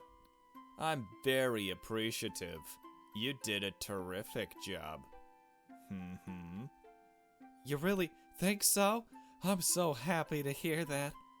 Even if I don't see how I really helped that much. I have a question for you, although it's kind of last minute. Huh? Do you want to come over for dinner tonight? There's no way this is real. There's no way. This is so out of character. Whoa, really? I mean, sure, I guess so, but why do you ask? It is kind of sudden, after all. Yeah, I know. It's kind of like a family dinner thing. I wasn't going to invite you, but then my uncle suggested I do so. Okay, that definitely is more in character now. Since you've been helping me out so much, he thought it would be the polite thing to do. And he's right. That's why I'm inviting you now. You don't have to say yes, but then again, it was just the polite thing to do. Well, yeah, I can come. It sounds really nice. Thanks for inviting me. So you're coming then? All right, I can have my driver pick you up. Oh, yeah, going to a rich person's house for dinner. No f***ing spaghetti tonight. Send me your address and I'll forward it to him. You can expect him around 6-ish. Oh, that won't be necessary. I'm just going to be at the cemetery again. Really? Yeah, it's just easiest. Whatever, just make sure you're ready. Oh, hell yeah, let's get ourselves a Cold Point shirt. When the time came to be, I was waiting at the cemetery like I said I would be. I recognized the car and license plate from the last time we drove together and got in. The chauffeur was the same too. He didn't say a word to me and I didn't say a word to him. I would always say something. Maybe that's normal. I don't know. Is that normal? I would always be like, hey, what up, bro? Thanks for driving me. But I'm kind of chummy, so... It was a very quiet drive as we made our way to Twyla's house. Upon arriving there, it had already turned dark. I noticed that the fountain in front of her house had been lit up. It cast a very elegant glow all around. I also noticed there was quite a few cars in her driveway, the parking area. I don't know how to describe it. It was large and made of bricks, and there were lots of cars there. Oh, no. Are we underdressed? That kind of made me nervous. I know she said it was a family dinner, but... Wait. So a group of owls. That's called a parliament. It's a parliament dinner. This seemed like a lot of people. Would I really be okay here? It already seemed like I didn't belong. I got out of the car and drove off as soon...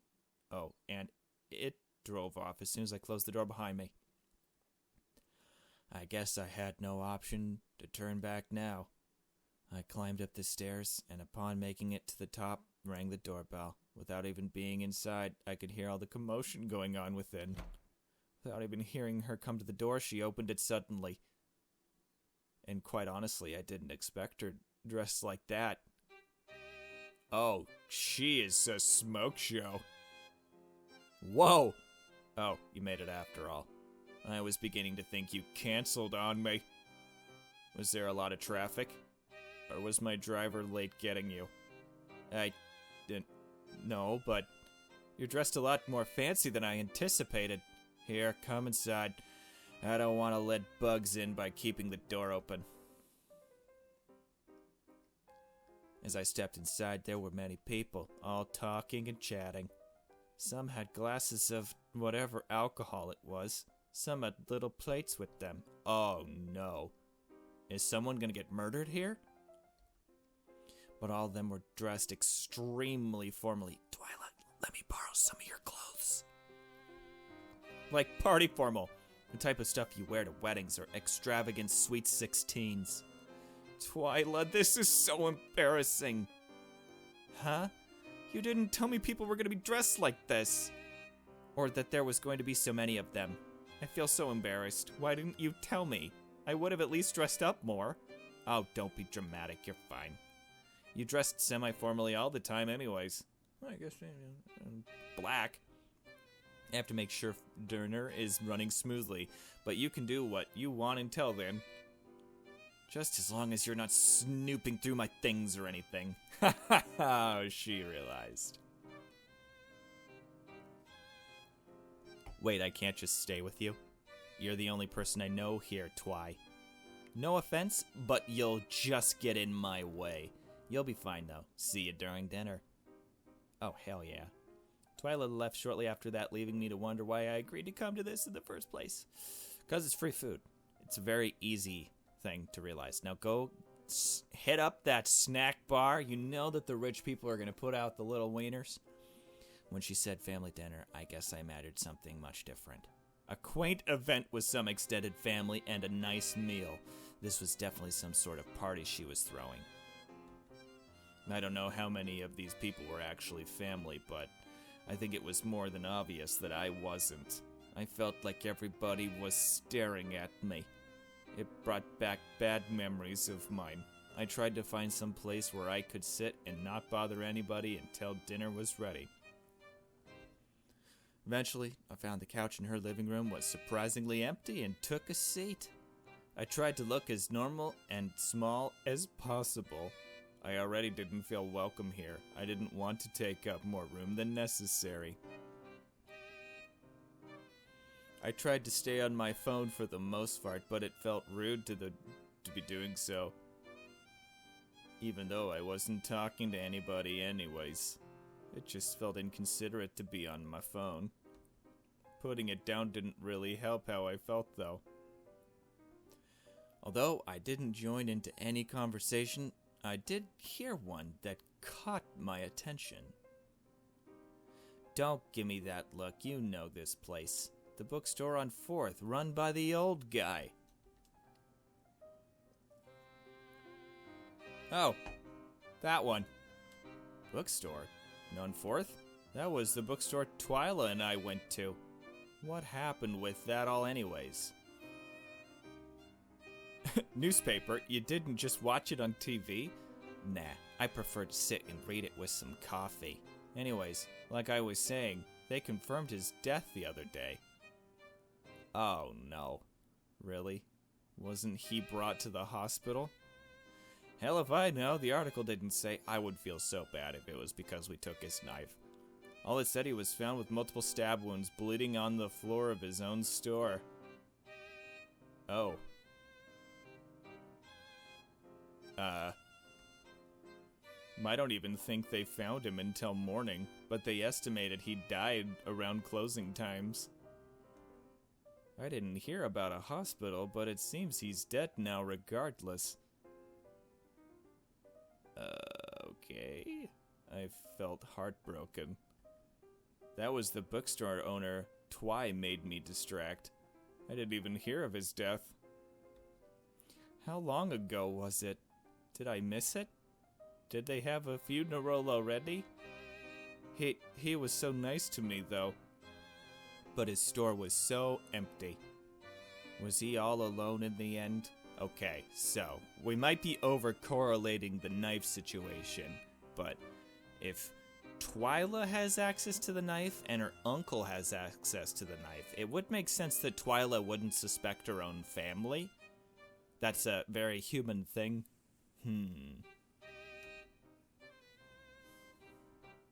Is this my fault?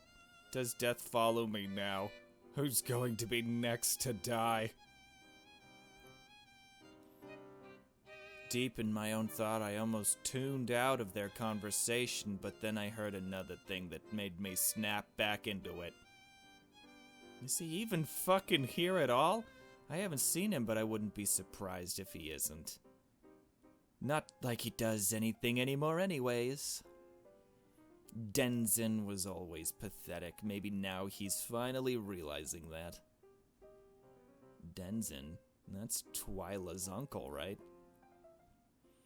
You sure you want to be saying that so loud? What if he is here and he hears you?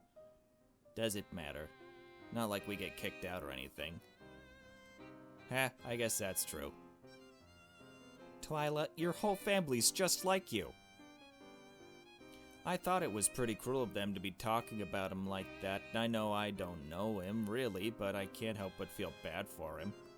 They're talking so cruelly about him and in his own house. I hoped he wasn't here, and if he was, I hope he didn't hear anything. I can't imagine hearing somebody talk about me like that in my own home. See, the trick is, you just never invite anybody over. Well, Oh. Is dinner ready? People around me started to leave into the next room. Don't eat anything. The thought of having to sit at dinner table with them made me feel nervous. I thought about just staying in here instead, but don't eat anything. I am dead serious about this. I'm getting some bad vibes. In the end, I got up and followed them into the dining room. Upon entering, it felt very different than the rest of the house. Twyla's house was classy but colorful. So, if Twyla is the murderer, okay, or her uncle, Mary has been around them a lot. And being here, would this be a way for them to eliminate a ton of suspects all at once? Wouldn't that seems like that would just be like how could you possibly be more obvious that it's you, though? If it's at your house. But this room was drenched in white. The only thing to offset it was the brown, long dinner table in the center. And what a long table it was. It felt like the kind you saw in movies. People began to sit. Hastily, I looked for Twyla. On one end of the table, I noticed that Denson was here after all, and he took a seat. I had hoped those talking bad about him weren't near. On the other hand, I caught sight of Twyla beginning to pull her chair out. She saw me. I think she must have sensed how nervous I was because she gestured me over to her. Oh, thank goodness. I made my way over here, there as quickly, but also politely, as I could. I was planning on taking the seat next to her, but another man got there before I did and sat down, so I just took the one next to him. I was still talking distance of Twyla, so I was okay with it. People began to talk as well people do, and I started to tune out their conversations again. That is until I was brought into the conversation.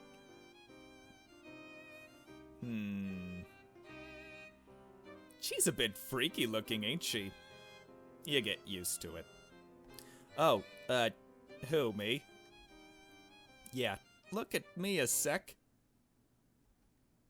I can't look into those eyes too long. It'll freak me out. Oh, haha, yeah. I would get that a lot. You never thought of auditioning for a horror movie? I bet they'd do something great with a face like that. She would fit in well to one. After all, she can talk to ghosts. Oh, is that so? Oh, yeah, kinda. I've only done it a few times, but... Yeah. Really? Show me then.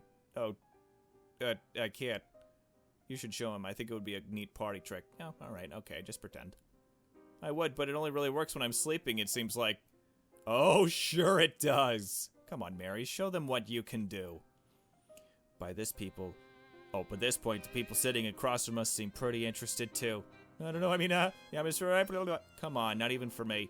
A poor man with a late mother. You wouldn't even give him the chance to speak with her again. It's not that I didn't want to, it's just... I've seen you do it before. Surely if you push yourself a little harder, you can do it now. Fine, just pretend. Literally, just pretend to do it. I wasn't sure what to do. Everyone was looking at me. I didn't want to embarrass Twyla or myself.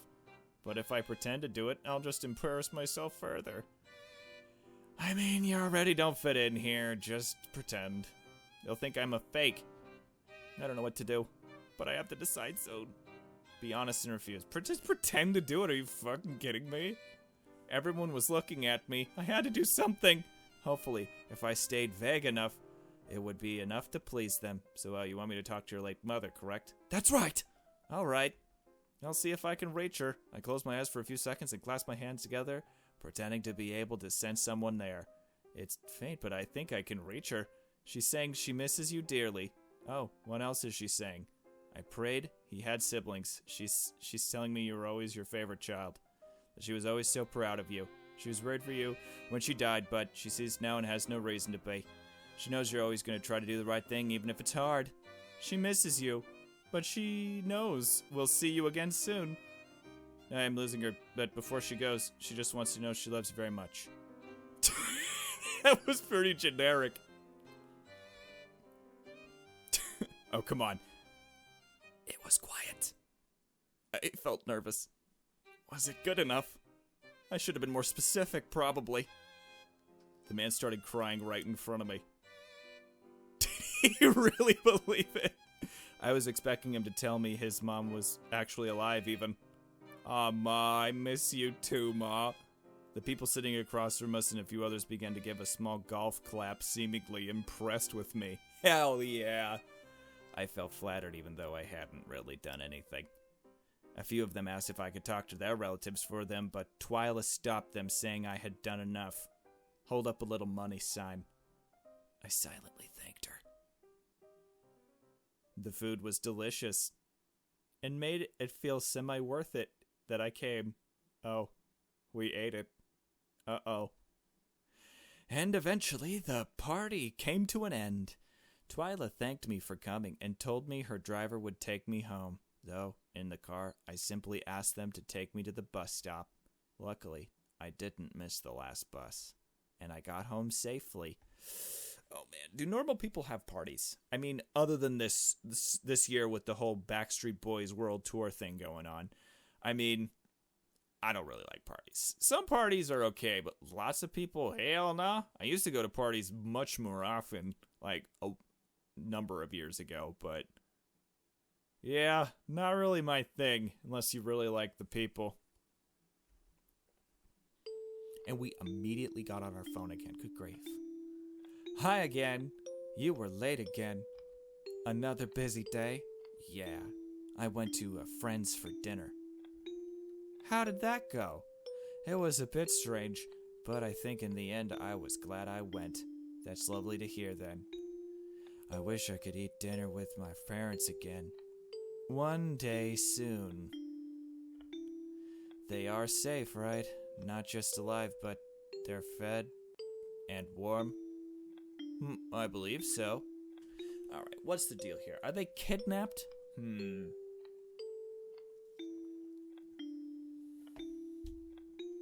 Is that middle doll on the right's head being ripped off?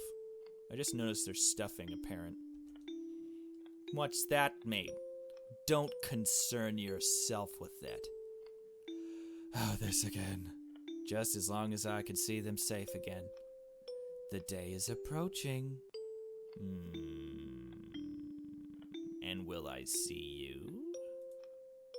You will. Good night, Mary. It's been a few days since then. I think Twyla's been doing well at the investigation. At the very least, when I message her about it, she tells me it's fine. Since Twyla hasn't really been the one initiating our conversations, I've been trying to.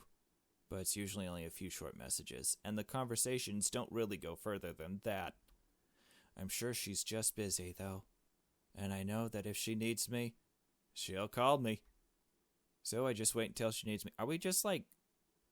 Croven just doesn't talk to us at all now? But I've talked enough about that already. I've had a nice day by myself, actually. A me day. Sometimes it's nice to just return to the cemetery for a normal day after so much chaos. I made sure I put on at least one flower on every grave today, though I haven't talked to any of them. I had considered doing it, but like others tell me, it's probably not a good idea to fall asleep in public places, especially if there is a killer on the loose. So I decided I wouldn't do that today. Just set an alarm. But that's not what happened, though. I truthfully didn't mean to fall asleep. I didn't. But when I sat back against the mausoleum we have, after being outside and on my feet all day, well, I was just so tired. I didn't even realize I fell asleep. Oh, boy. Oh. Until I woke up to the sound of rain. Uh-oh. I was surprised to not have had any strange dreams this time, but this was a big problem. Only the roof trim of the mausoleum was keeping me safe from the rain. And it was pouring. And worse, even still, it was night. The only light I could see was from the street lamps at the outside of the cemetery. Oh dear, how could I have slept so long? You were tired. It happens. Well, I couldn't stay hiding under here all night. I took a big breath and ran across the cemetery to the street. Luckily, the gate wasn't locked. Again, I was surprised but thankful, as it meant I would not have to find some other way out. Once I was on the sidewalk, I noticed the street lights were the only lights on. Everything else seemed closed. How late was it? I didn't want to pull my phone out in the rain to check, but by any means I had most definitely missed the last bus back home. I wasn't sure what I was going to do, but I had to find shelter first. I ran through the rain trying to find anything that was open. It wasn't long before I felt my shoes filling with water. I'd get it cold out here too long, and the rain showed no signs of letting up. But I knew there just had to be something open. Anything. And eventually, I made it somewhere. Is it Planet Dollars? Oh. It was the movie theater. Thank goodness.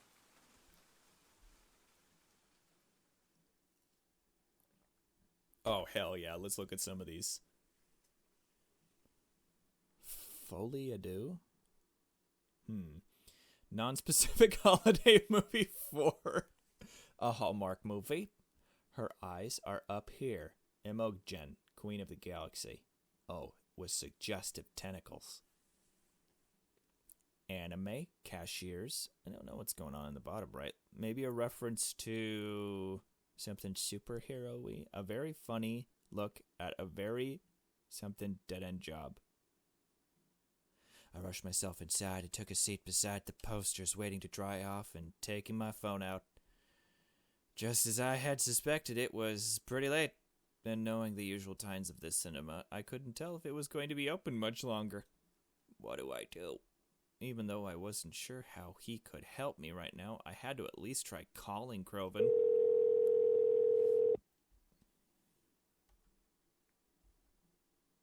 Why isn't he picking up?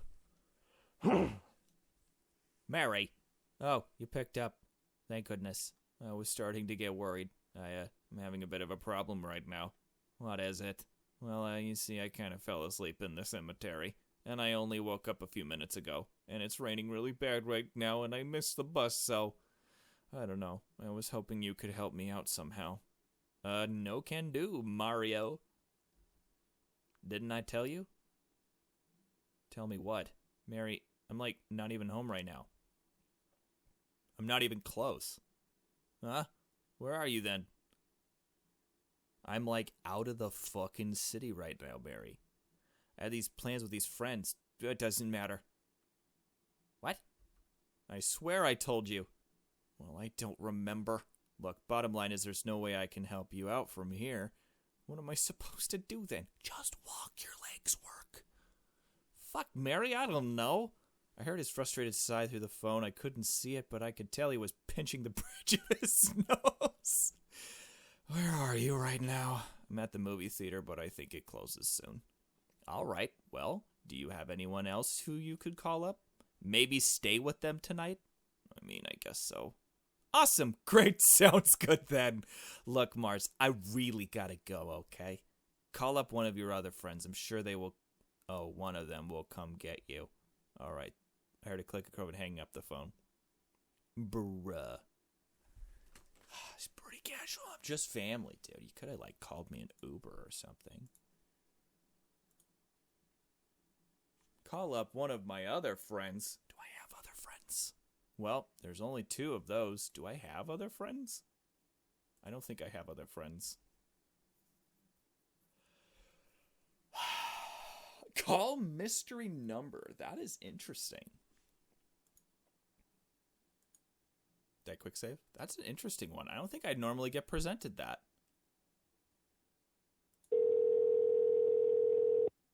I attempted calling the mystery number. No one picked up. But I did receive a text immediately after.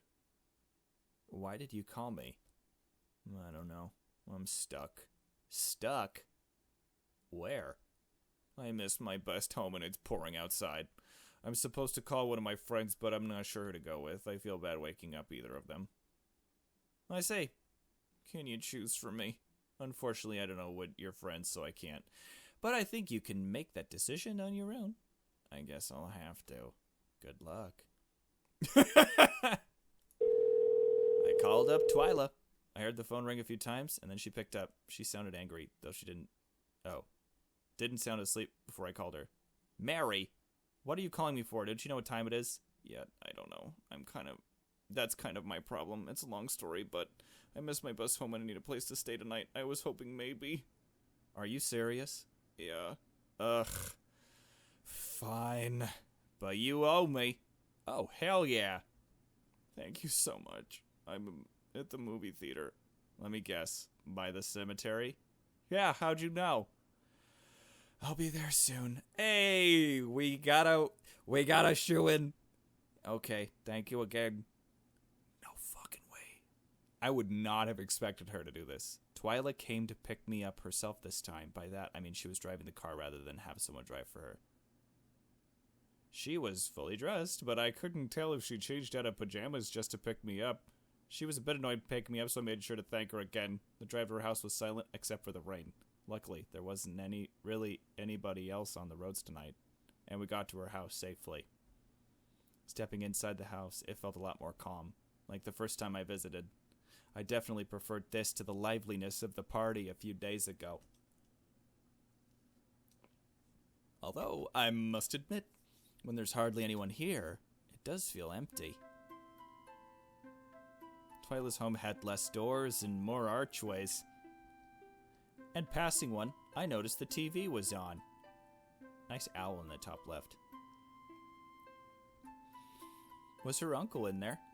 Is everyone up so late? They're owls, dude! I followed Twyla upstairs to her bedroom. It was my first time seeing it, and it was a bit different than I expected. I know it's normal. A lot more cluttered than I thought it would be, I guess.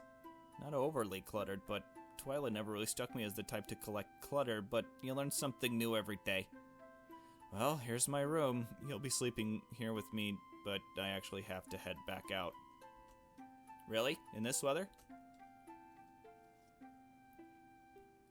Why? It's a personal matter. I don't want to talk about it. Alright, well, you know what? I get to sleep here today. That sounds like a good deal to me. Oh, I see. Okay, then. You can borrow some of my pajamas in the dresser and use the shower if you like and eat from the kitchen, but again, I'm trusting you not to look through my things. I wasn't gonna. Why would I do that? Oh yeah, of course, I'd never. Good. I'll be back soon. You also take me as the type of person that would definitely notice. And then she left back downstairs again, leaving me here alone. I wasn't sure how long it'd be till she was back. I'd feel weird sleeping in a room without her here. To just like crawl under her bed covers. Because clearly we're going to be sleeping on the floor. Sleep under her bed. What would be the weirdest thing for her to come back to? What should I do? Take a shower, look at books, go to kitchen, go to living room. Take a shower would be what I would do. Maybe I shouldn't just yet. I don't want to take a shower until I'm ready to get changed.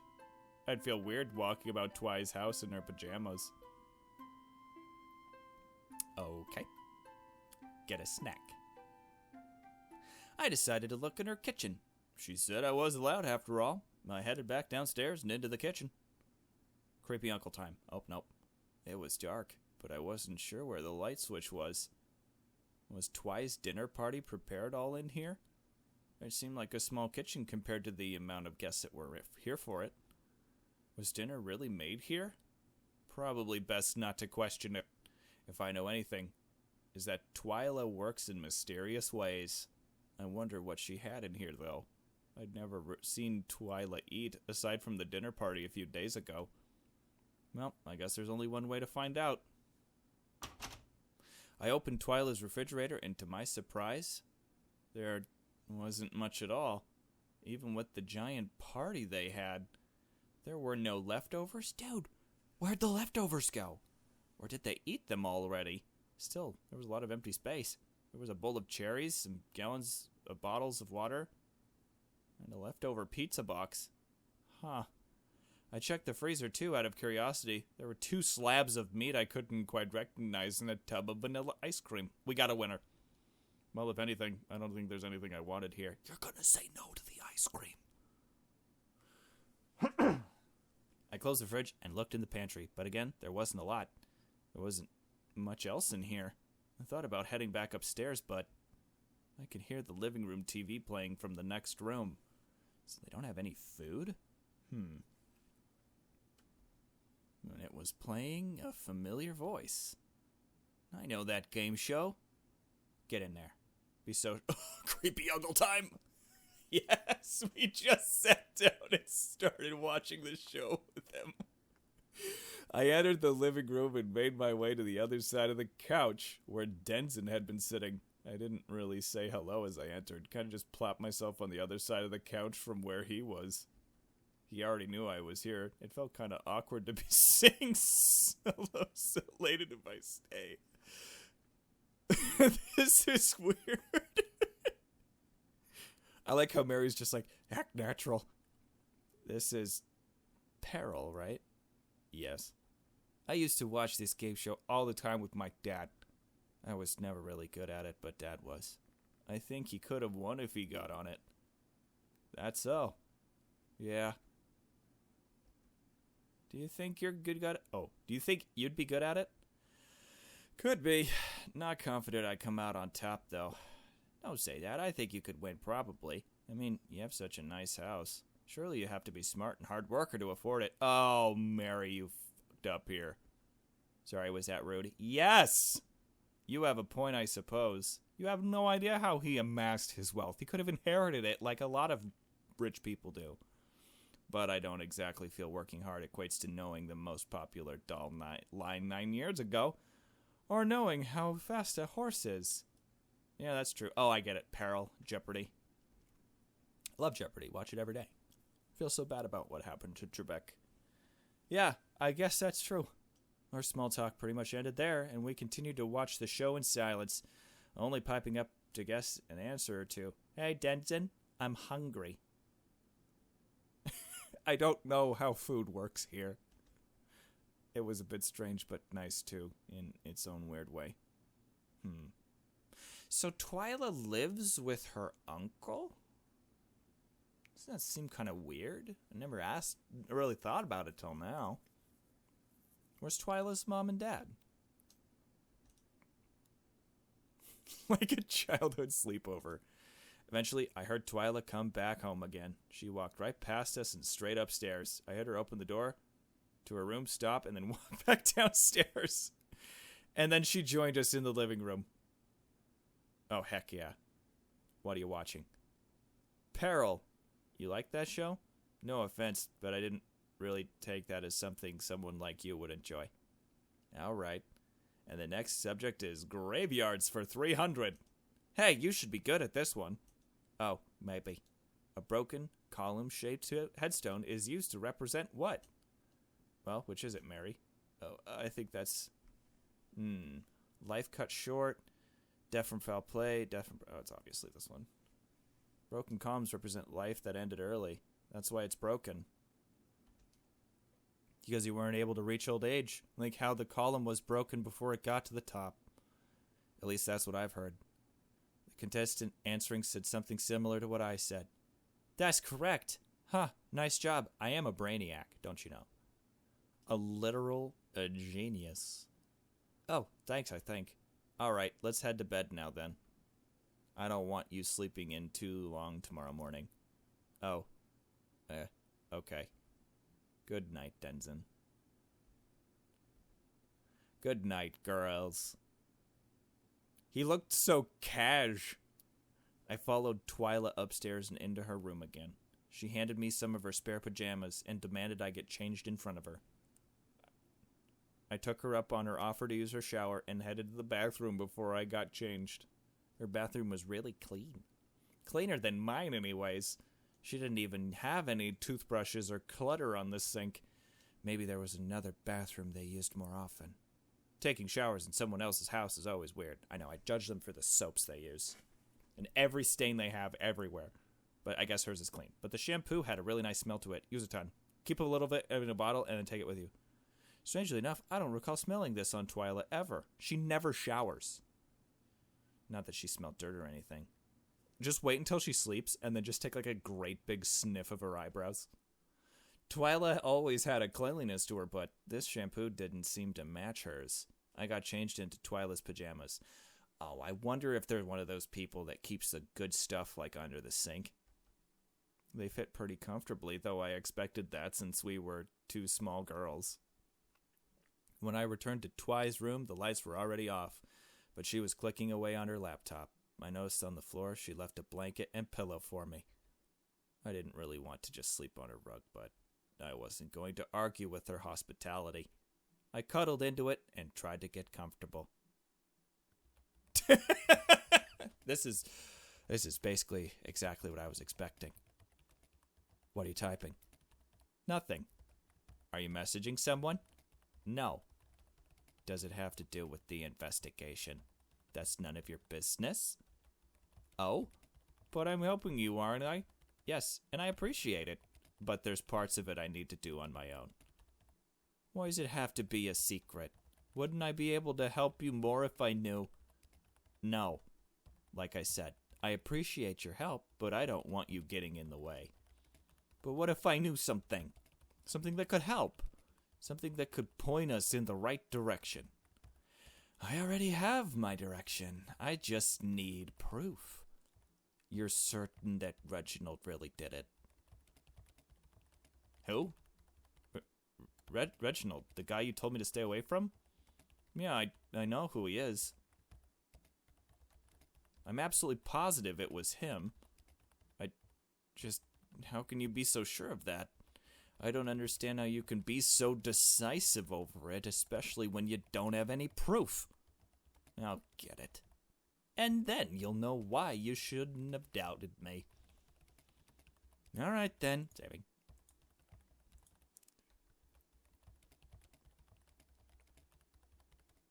You want to put on a radio with ocean CDs? Twyla, do you want to be a detective? Huh? Do you want to be a detective? Is that why you're doing this? And working so hard for it? Not necessarily. I just want my city to be clean. Would you want to be a police officer or something then? Oh, God, no. Even if the police weren't morons, I still wouldn't want to be a part of them. Are you like a vigilante then? What's up with all the stupid questions? That last one was actually a good one. Sorry. What will we do after we catch him then? What do you mean? We'll hand him over to the police. So that's when the police step in? Yeah, they're the ones who need to arrest him after all. We just take care of it up until that point. I see. And then? And then what? And then what about after that? What do you mean there's nothing after that? It'll be done. That's it? There's nothing else you want to solve? No. You say that as if it's common to chase down murderers. Well, no, I mean, I don't know. Our friendship is pretty much built on solving mysteries, so... What? We aren't friends. We're not? No. I mean, if you want to refer to me as being your friend, that's fine. But it's important you know that I don't see you that way at all. Well, you know what? I would prefer you to be honest. I don't plan on talking with you anymore once this is over. You don't? Like, maybe if I need you for something. But otherwise, there's no point to continuing this alliance. What? You're not upset by that, right? I thought I made it pretty clear I was just being polite to you. No, I'm just really tired. I think I'll sleep now. Good night. Well, you know what? I don't think we're gonna have any cool ends with her. I had a hard time sleeping after that. It didn't help that I was stuck on her floor either. I did eventually get to sleep, but I didn't feel any better about it in the morning. When I woke up, Twyla was awake too. I don't know if she even slept. She seemed to be in the same position she was when I went to sleep. I guess she's something of a night owl. Ha! She didn't say anything to me as I grabbed my own clothes and left to the bathroom to change. I left her pajamas by the sink and headed back downstairs. I left without even saying good morning or stopping for breakfast. And I decided I'd walk my way to the bus stop or something. Even though Twyla doesn't think of me as a friend, I'd like to still think of her as one. I'd like to, but it's been a few days since I slept over at Twy's house. Oh, isn't that heartbreaking? Yeah, sometimes people just don't need friends, you know? It's okay for you to think of them as a friend and not have them return the gesture. You'd always prefer it to be the other way, though. It's been a few days since I slept over at Twy's house. Again, I don't get many texts from her, but I've been trying not to let it get to me. I think I should have known deep down it was always going to be like this. But, I mean, I guess I can't blame her. It's not all that bad, though. I've been keeping busy so I don't feel lonely. It's nearly evening now, and I'm getting ready to make dinner. I just realized we have no idea what Croven's doing. He's off with different friends, I guess? Or, well, I was, until I got a text from Twy. Mary, how soon can you meet me? We're going to catch the butcher today. Today? Like, right now today. If that was true, then I couldn't keep her waiting. I told Twyla I could meet her at the cemetery as I rushed out the house. The bus to the city couldn't come quickly enough. Luckily, I was able to meet up with Twyla within the hour. I had been waiting on the sidewalk outside the cemetery when she pulled up in the car next to me. Surprisingly, she was the one driving it this time instead of having somebody else drive it for her. Interesting. So after the family meeting, there aren't people doing driving stuff for her anymore? I wonder if that's correlated. Oh, I screwed up. Oh my gosh, I saved so much. Hopefully I don't run out of spots. How many do you get? Okay, I might have to be less crazy with my saving. I jumped into the passenger side, not even questioning anything until I got inside. Where are we going, actually? She didn't answer me. She seemed very intent on driving. I think if her hands gripped that wheel any harder, it would snap. The setting sun welcomed us as we finally pulled up to Reginald's apartment building. Twyla? She parked the car, got out, and then yanked me out as well. The grip she used on her steering wheel was now as tight around my wrist as she hurriedly stomped us up to the door. I nearly tripped over my own 2 feet before I was able to catch her rhythm. Twyla! I called out, but she didn't seem to be listening. Twyla, Twy! What is this about? What did you do? Without turning to face me, she said, Remember how you told me it smelled bad when you visited Reginald's apartment last? Yeah, but it was the rats, remember? Twyla didn't say anything after that. After we entered the building, Twyla took me up to a door in the front. The door was creaked open slightly with the faint green glow leaking through. The smell from last time lingered, but it was even stronger now. It seemed to permeate throughout the hall. It was somehow faint and yet terribly strong at the same time. This is the apartment of the landlady. Twyla said flatly, Go ahead, take a look inside. Why? Do it.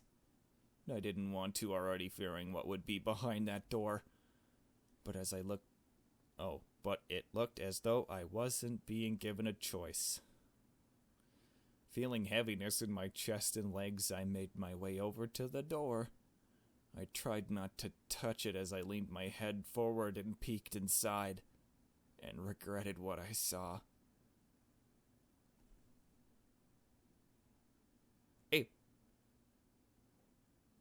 Hey, nasty.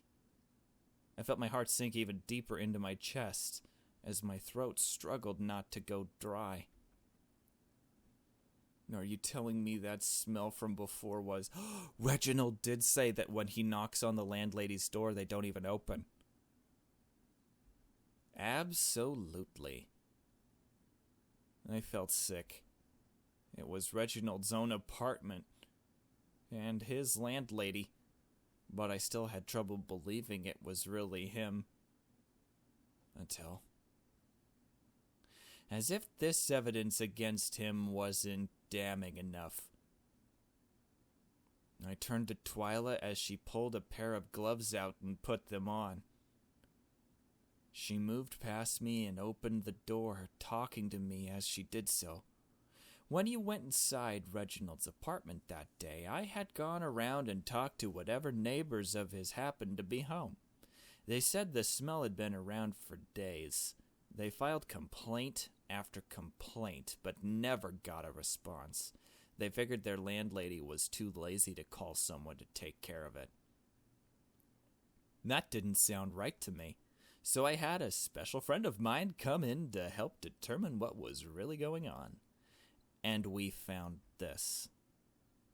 Has she just been sitting here the whole time, Tui? Twy, why didn't you call someone? And who's this friend of yours? What's happening? Well, I had to make sure I was right first. They helped me determine the cause of death was due to food tampering, with traces of that same antifreeze-like substance from before. And if that wasn't enough, Twyla bent over and picked something off the ground. What do you think of this? What is it? Hair? I have to say, I'm surprised. He made it hard to get concrete evidence for him, and then just, got ahead of himself? Twyla, he could have been in here when she was alive. Let himself slip? I suppose I shouldn't be complaining. Makes my life easier. I just find it curious, that's all. I couldn't believe it. Having a piece of hair in the apartment. There are ways that hair can get into an apartment that doesn't convict someone. A piece of hair in someone's... Had he never been in there before? If he'd never been in there before, that's a little suspicious, I guess. All the evidence was right in front of me, but still, Reginald had always been so nice. Could he have really? I was alone with this man at times. He found me sleeping in the cemetery by myself once, but he never hurt me. Even when given the opportunity to, he could have really all this time? My head swirled with thoughts and emotions as Twyla exited through the door to meet me in the hallway once again. Okay. We have very strong evidence against him. Now what? Do we finally go to someone else with it now? Twyla opened her mouth to talk to me, but I watched as her gaze moved past and behind me. Her mouth hung open a few seconds longer as her eyes reacted, and I already knew what that meant. I turned around to be greeted by none other than Reginald himself. He was carrying grocery bags on his arms and wore a smile on his face as if nothing was wrong. Something was definitely wrong. Hello, girls. Didn't expect to see you here this late, or rather, at all for that matter. How do you do? Why are you staring at me like that? Is something the matter? Stop playing dumb. Beg your pardon? We know it's you. Oh, Twyla, you don't do this. Who is me? What? You've heard the rumors, haven't you, about a serial killer in town? We know it's you. Me? Oh, Twyla, darling, that's not very funny to joke about. Are you fucking serious right now? I told you stop playing dumb. Why, do tell me, Twyla, if I really was the killer, what would stop me from killing you right now then? This. Oh, hell yeah, gun time. Reginald and I both took a step back in shock as Twyla pulled out a gun she was concealing. What was going on here? Was she always carrying that? Let me explain to you how this is going to go down. We're not going to call the police. We're not. Nope. Reginald is going to turn himself in. If he refuses, then I'm going to shoot him right here and now. Whoa. Hey, hold on. That's not justice. I ran past Twy and put myself in front of Reginald. I don't know what I was thinking, and I truly felt that when I realized I was in front of her line of fire, God forbid she slip. but I couldn't have her shoot Reginald out of nowhere. Twyla, wait. Can't we talk about this for a minute? You're getting way too ahead of yourself here. What if he didn't do it after all? What if this is just a whole misunderstanding? Twyla just stared at me, gun still firm in her hand. I knew that if she wanted to shoot Reginald, she'd have to go through me first, but with the way she was looking at me right now, it felt as if she wouldn't mind having to. Please, Twy, put the gun away. Married duck? Huh? And then everything was dark. I can only guess Reginald hit me with something. I suppose that's what I get for standing in front of him. I could tell it was a while before I opened my eyes, and when I did, all I could feel for a few seconds was the terrible ringing pain in my head.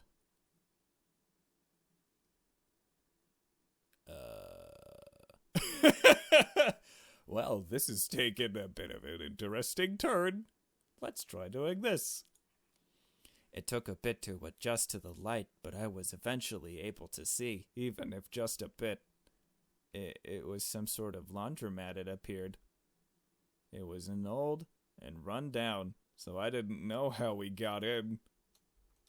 It was tied down with some sort of rope preventing me from moving my arms. And in front of me was Reginald himself. He was turned away from me, so I didn't recognize I was awake yet. But I could see him breathing heavily like he was nervous, and faintly I could hear him rambling to himself. I couldn't make out his words, though, despite how quiet everything was except for him. Eventually he began pacing, and that's when he noticed I was awake. "Oh, good morning, doll. How are you feeling? I didn't hit you too hard, did I?" Reginald. It's really? I felt my words get caught in my mouth. What could I possibly say in a situation like this? Reginald approached me. I felt my stomach twist with each step he took towards me, and I felt my breath shorten as he leaned down in front of me. He placed a hand on my face, and I had no choice but to look at him. "Reginald, please don't be scared. I'm not going to hurt you, I promise." "Was it really you? Do you think I would hurt you, Mary? Please, I want to know. Did you kill all those people? Would you be upset with me if I did?" "You look nervous. Please stop worrying. I promise, it's all going to be okay. I mean, you've been so happy, right? All those funerals, you've been able to enjoy them, haven't you? The way you complete them, it's all been to make you happy. Haven't you been happy?" Reginald, what are you talking about?" Eventually, Reginald stood back up again. He took a deep breath and straightened out his coat.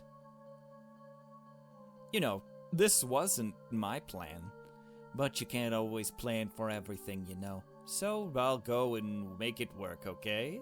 Stay right here and don't go anywhere. I promise I'll be right back."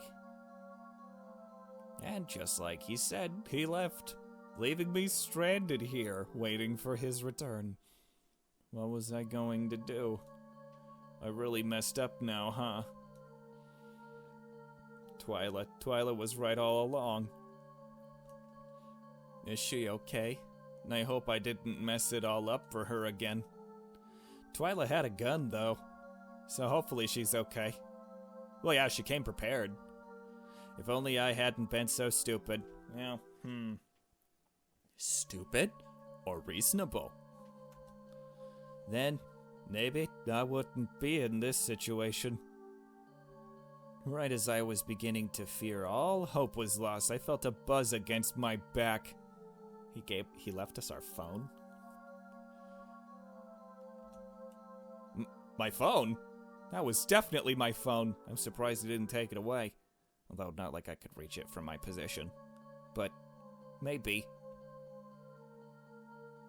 I started shifting all around, trying to get the rope loose. I doubted I would be able to, but I tried regardless. At the very least, if I could get to my phone or something, maybe I had hope. I just hope Reginald wouldn't come back before then. And then, out of nowhere, it seemed like the rope just fell off. I was confused. Did he not tie it that tight? I mean, I guess he did say he didn't want to hurt me. With the rope off, I rushed toward the front entrance. I pulled hard on the handles. Locked. Even though I could have sworn Reginald left this way. I tried all the back doors and side doors too, but it was no use. I was just trapped in a bigger cage. Remember that. You never know who's a psychopath. There was one riddle I remember hearing a couple of years ago where it was just like, something, if a murderer kills... It had something to do with the funeral. If I see it, I'll link it here. But I did have my phone, so I tried to calm my nerves. I sat back by the post and took it out. I was about to call the police when I saw my phone full of messages from Twyla. They were still going. It seems she was okay after all. Twyla? Oh, fuck, you're finally answering. I've been trying to get a hold of you forever. I see he didn't gut you yet. Twy, I'm gonna call the police. Don't. Not yet. I need you to trust me, okay? Really fucking trust me this time. As uneasy as it made me feel, I trusted Twyla. Even if she does things in an underhanded way at times. She's always had the best intentions. When I didn't trust her, things usually didn't go well for us. So, I'm going to trust her now. Because even if she doesn't want to be, that's what friends do. Where are you right now? Honestly, I don't know. A laundromat? What? Describe it to me. I don't know, there's like laundry machines and all. It looks like it hasn't been used in ages. There's no signs or anything. Can you see outside? Describe what's surrounding the building you're in. Okay. I gave Twyla descriptions of everything nearby, even though there didn't seem to be much to. Just turn on your location. Despite this, it seemed as though all of it made perfect sense to her. I know where you are now. I'm going to be there soon. But all the doors are locked. How are you going to get in? I have a plan for that, don't worry. Just sit where you are and keep pretending to be kidnapped. I bet her special friend is her uncle and her uncle's a thief. Okay. Can do. Eventually, he came back just like he said he would. Oh, good, you're still here. I mean, of course you are. I hope I didn't leave you bored, darling. Like I said, I just had something to take care of first. But, as I said, everything is going to work itself out, okay? Did you turn off your phone? Reginald once again took a step toward me. I had no idea what he was going to do. He reached his hand towards me and... Twyla burst in just in time. She immediately shot Reginald in the leg. Blood squirting. It took her one perfect hit. One hit, and he was down. It was so easy for her. Reginald fell to the ground without a scream. He was huffing heavily, blood oozing from his leg as Twy came to untie me. What do you think of my rope work, Reginald? I had to make sure you didn't suspect anything, so I tied her back up best I could. I'll admit, I'm a bit rustier than you, though. Reginald didn't say anything, of course.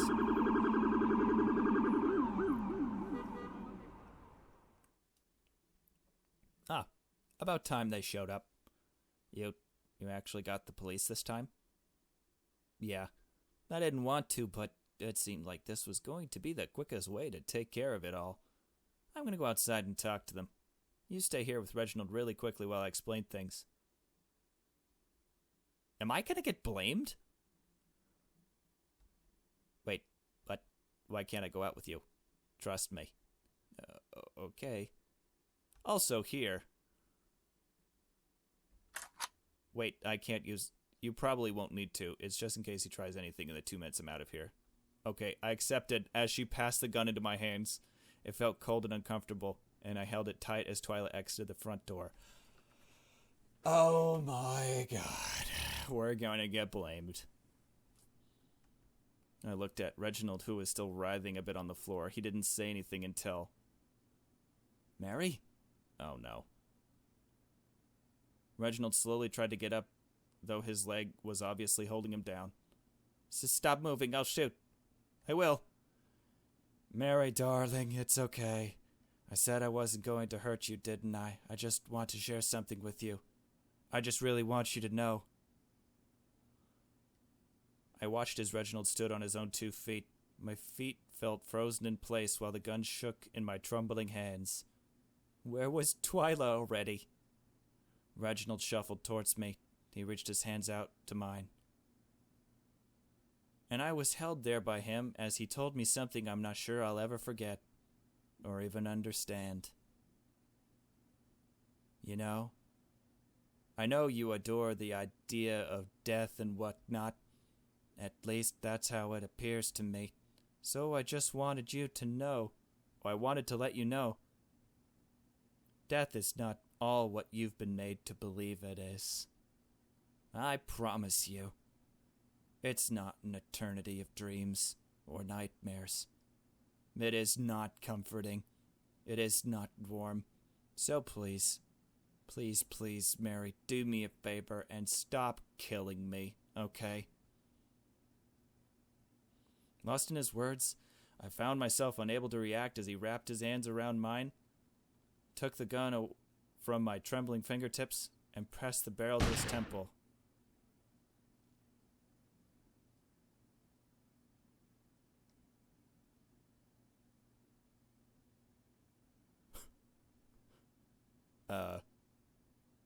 Oh, therapy. Okay. Well, that escalated quickly. It's been a month since that day. My therapist says I'm getting better at dealing with the memories from it.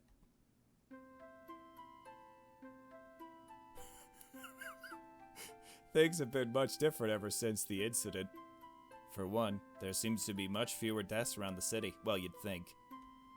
So, I guess that means I don't like to think about it much. But I am at least happy that things are much calmer now. I don't think I've noticed it before, but I do see a lot of people walking around than before.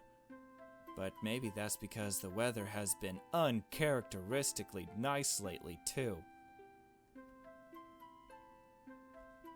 Oh, right. Speaking of things that have been different lately, that number that used to text me stopped around that time, too, and I still don't have a clue about where my parents are.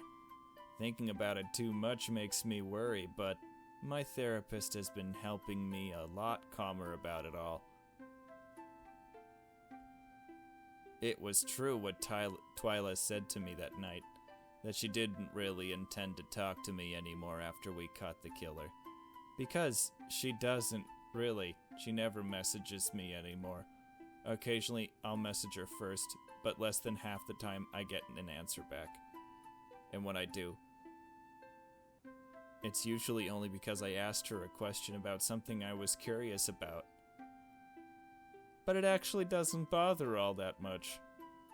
Not as much as I thought it would, because sometimes I'll see her outside, in the library, or at the park. And every time she notices me too. And although she never says anything, she always waves at me. And I appreciate it. I do. Twyla was never much of a people person, I know that. Friendship doesn't ever seem like something of importance to her. So in that case, getting away from her is more than okay with me. Speaking of Twyla, I was actually headed down to the library to return some books after my session, and maybe pick up some more. When I see Twyla in the library, I try to sit near her, and for me at least, I always have a pleasant time reading with her, so I'll see if she wants to come today too.